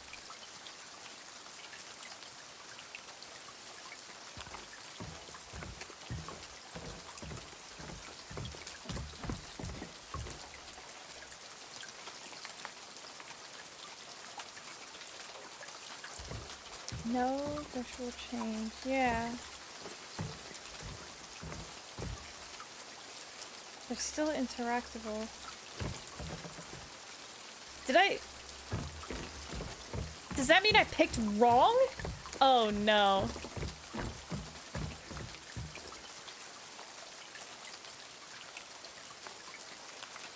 Yeah, that's what I'm thinking. I'm thinking number 1. Because I think in the original, if you pick the wrong one, I think it like spawns a couple enemies in the hallway, so you're like you're in an actually enclosed room, so it's not, you know, open and raining. Because the prison yard and the room with this puzzle are 2 separate rooms in the original. And so I think you have to pull on one of them, and then you have to walk out into the hallway and go into this other room to see if you picked the right one, something like that. And if you pick the wrong one, when you go out into the hallway, there's, like, spawn a few enemies in there to attack you. So I think you're right. I think you're right that I picked the wrong one. You're dumb. That's dumb, and I think number 4 is justified, but I think you're right that it's number 1. Okay.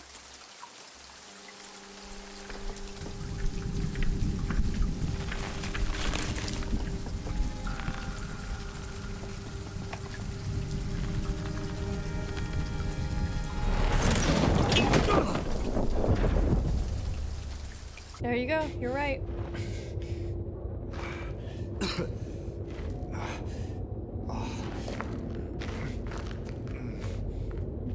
I'm dumb and misremembered. They absolutely kept the camera angle.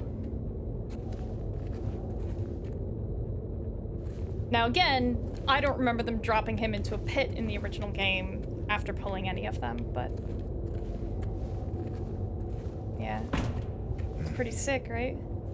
Isn't that so cool? It's like so... oh my god, I love this game. I still like the original better, but...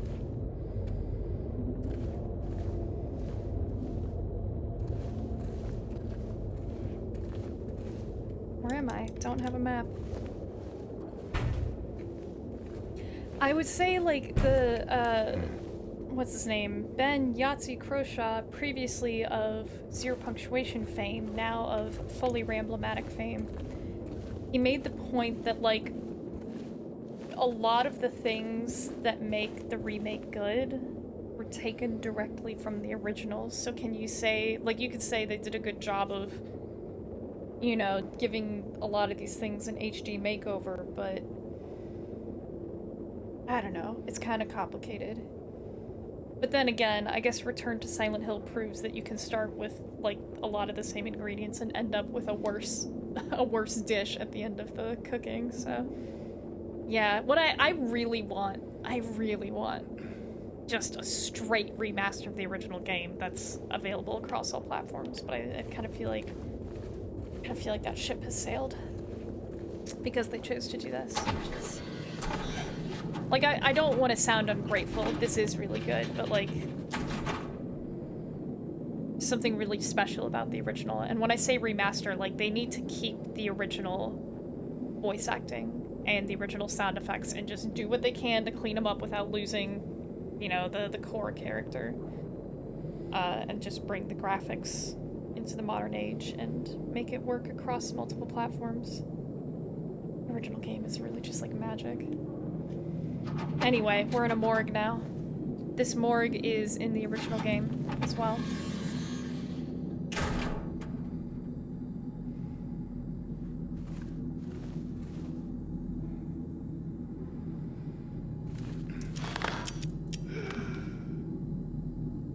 See how that one moved? In the original game, they're, you know, it's like an early PS2 game, so they're not gonna have like a bunch of things like that going on for, I think, a lot of reasons. One of them being that, like, resolution might not even be high enough for you to see it. But in the original game, if you hit interact against this wall, James, like, comments on the fact that it's a morgue. I can't remember exactly what he says. And then, you know, you button through and he says, like, ellipses. Did that one just move? So them having that one actually move there is a reference to James's like, monologue, internal thoughts about this room, which I think is really cool.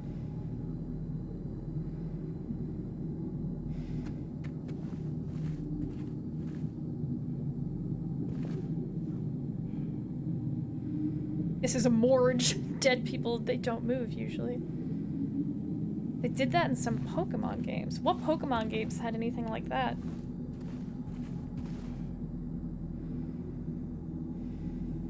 I've also got to find a good stopping point soon.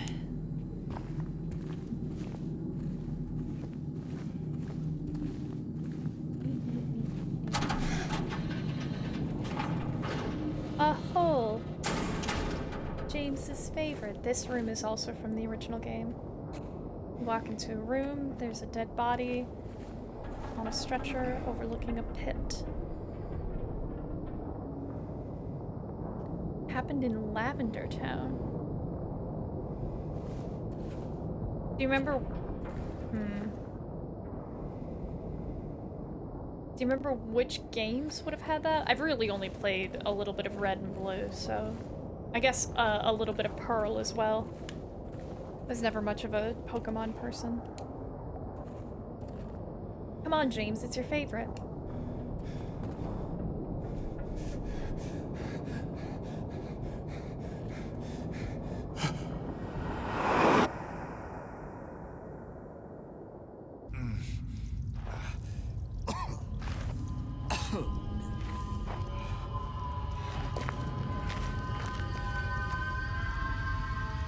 This is one of my favorite areas in the original game because you're in this little damp hallway.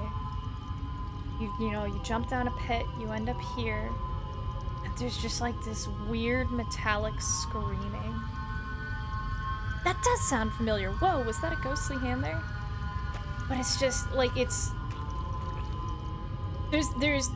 I think, like, this moment in context, this bit in context, it's not just like, ooh, you're in a weird, hideous, moist hallway and they're screaming. Like, that on its own is unsettling, but the fact that, like, knowing what we know about everything James has been through so far, and knowing that we are ludicrously far underground if we assume that the world is still Euclidean and that we're still in it, and knowing, so we've been down the staircase, we've been down a hole, we've been through all the prisons, we've been down another hole, and where do we end up? We end up here in this weird little tunnel with this horrible screeching noise, and it makes, all the context makes it more specifically horrible. But I'm gonna let the sound play on its own for a bit.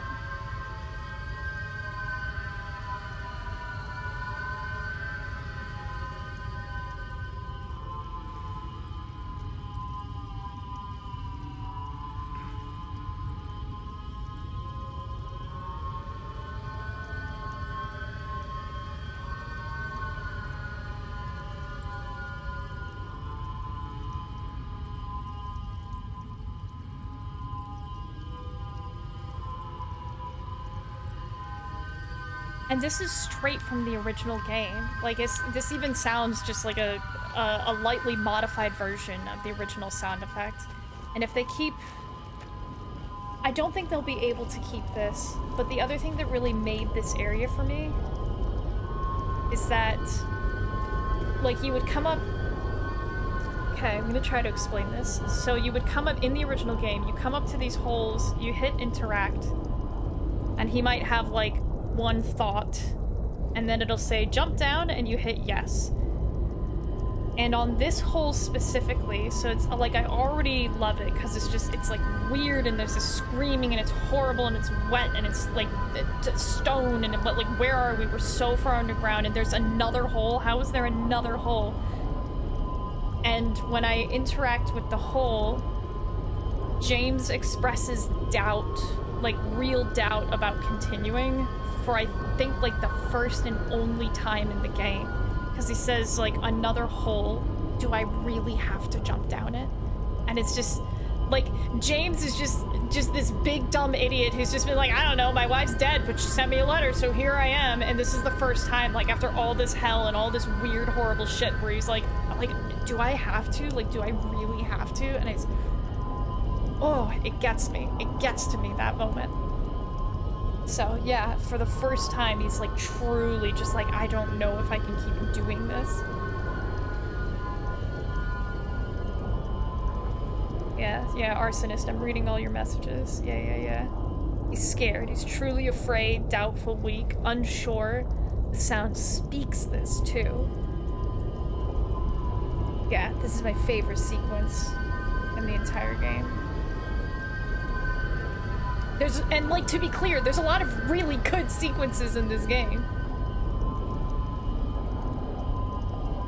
Okay.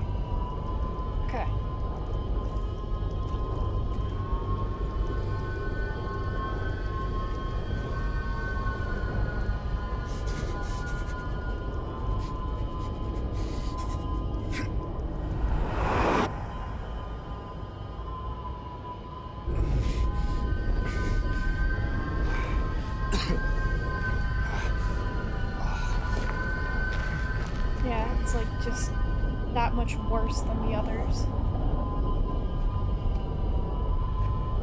And it's, yeah, and like this is not a place. What is it? Like, the prison is probably real, but like, what is this? Where are we?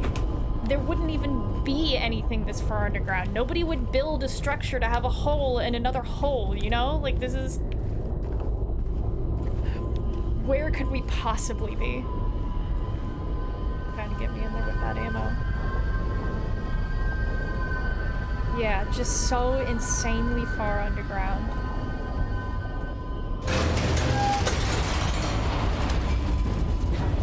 And where are we going? We're going further down.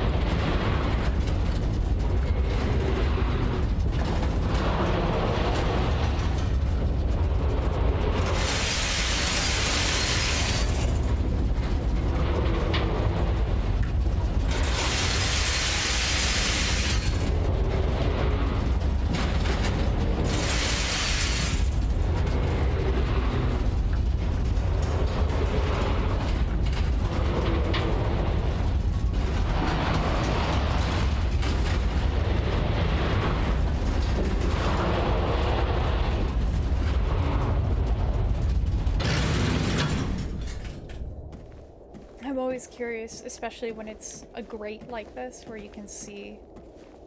I wonder, like, is there an Easter egg somewhere in there? If I'd been looking at the right wall, would I have seen something?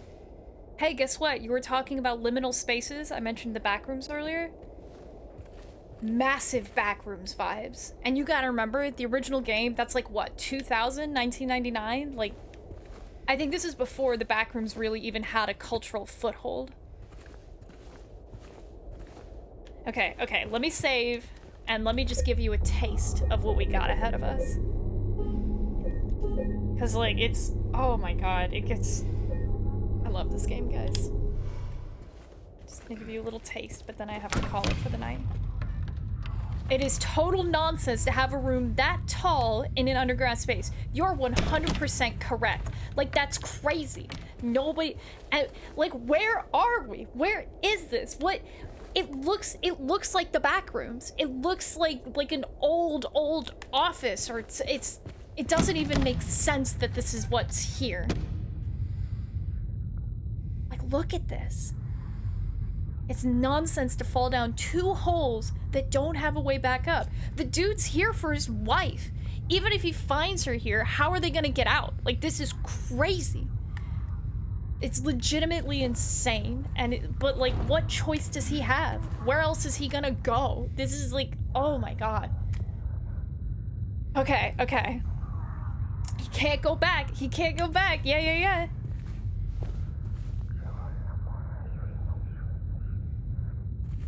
You hear that?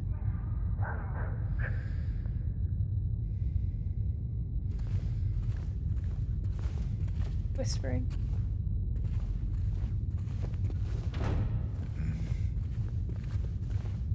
It's just that rumbling. Because he clearly bleached his hair platinum blonde.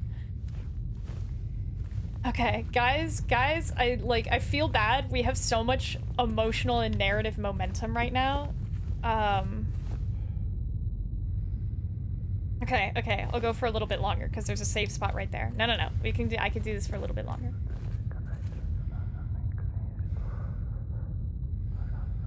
There's that whispering again.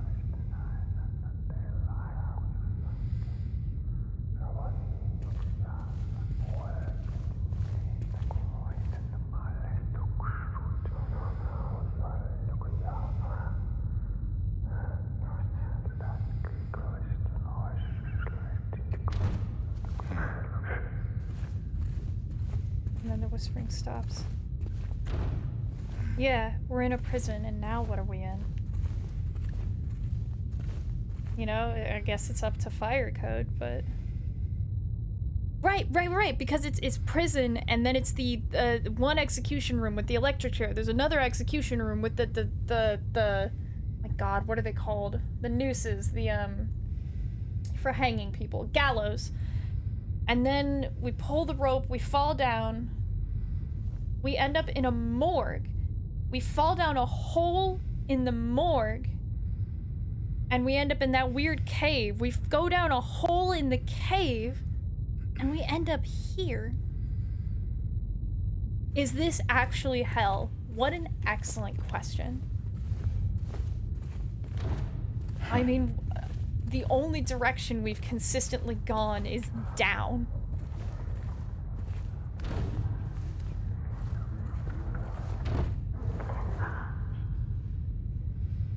James's fear of the afterlife. I mean, the way he pulled on that noose, it did not seem like it was his first time, you know?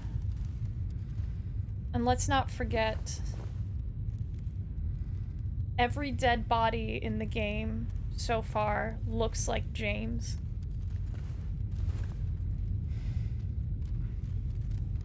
The body of a man later identified as Thomas Orozco, something lumberjack, age 39, was discovered in the, I don't know, bedroom, living room, lying face down. The probable cause of death was multiple stab wounds to the front of the neck and the left side of the torso by a sharp-edged weapon. The estimated time of death was somewhere between 11 p.m. and 12:30 midnight. Due to signs of struggle in the room and the lack of a murder weapon, police are considering this a homicide and have opened a murder investigation.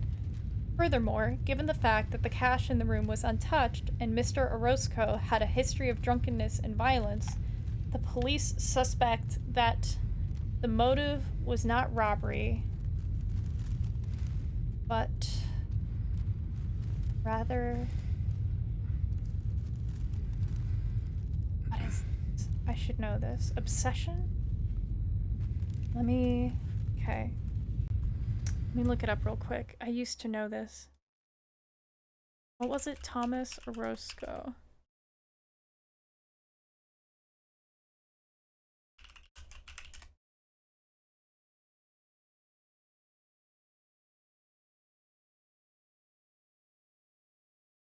Some sort of crime of passion. No, you were close. Some sort of crime of passion.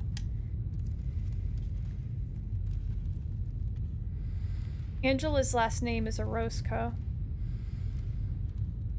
Crime of obstetrician.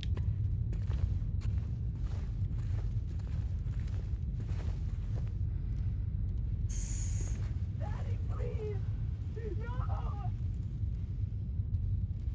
Alright. I don't have time for what's behind this door tonight. It's kind of long and it's pretty intense. So I'm gonna have to call it here.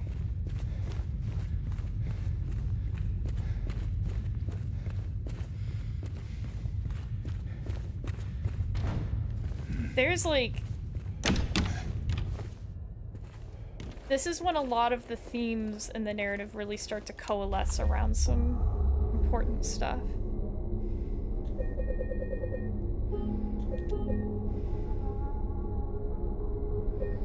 He was drunk and violent. He was killed by the abused. That would be... We'll see. We'll see. I simply must go, though. This is...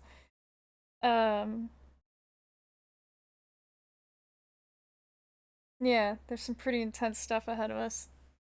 Let me double check whether I have any PS2 Silent Hill cutscenes that I should show. No, I know. This is I did not mean for this to be such a cliffhanger, but sometimes that happens.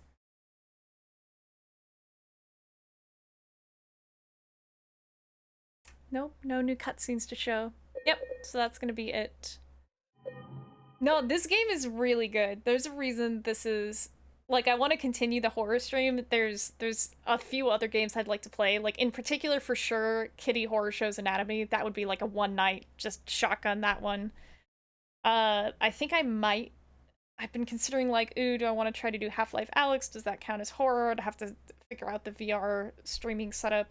Or Signalis, which is basically lesbian Silent Hill 2 in space. That might be fun, but that'd be like a 12 to 15 hour commitment.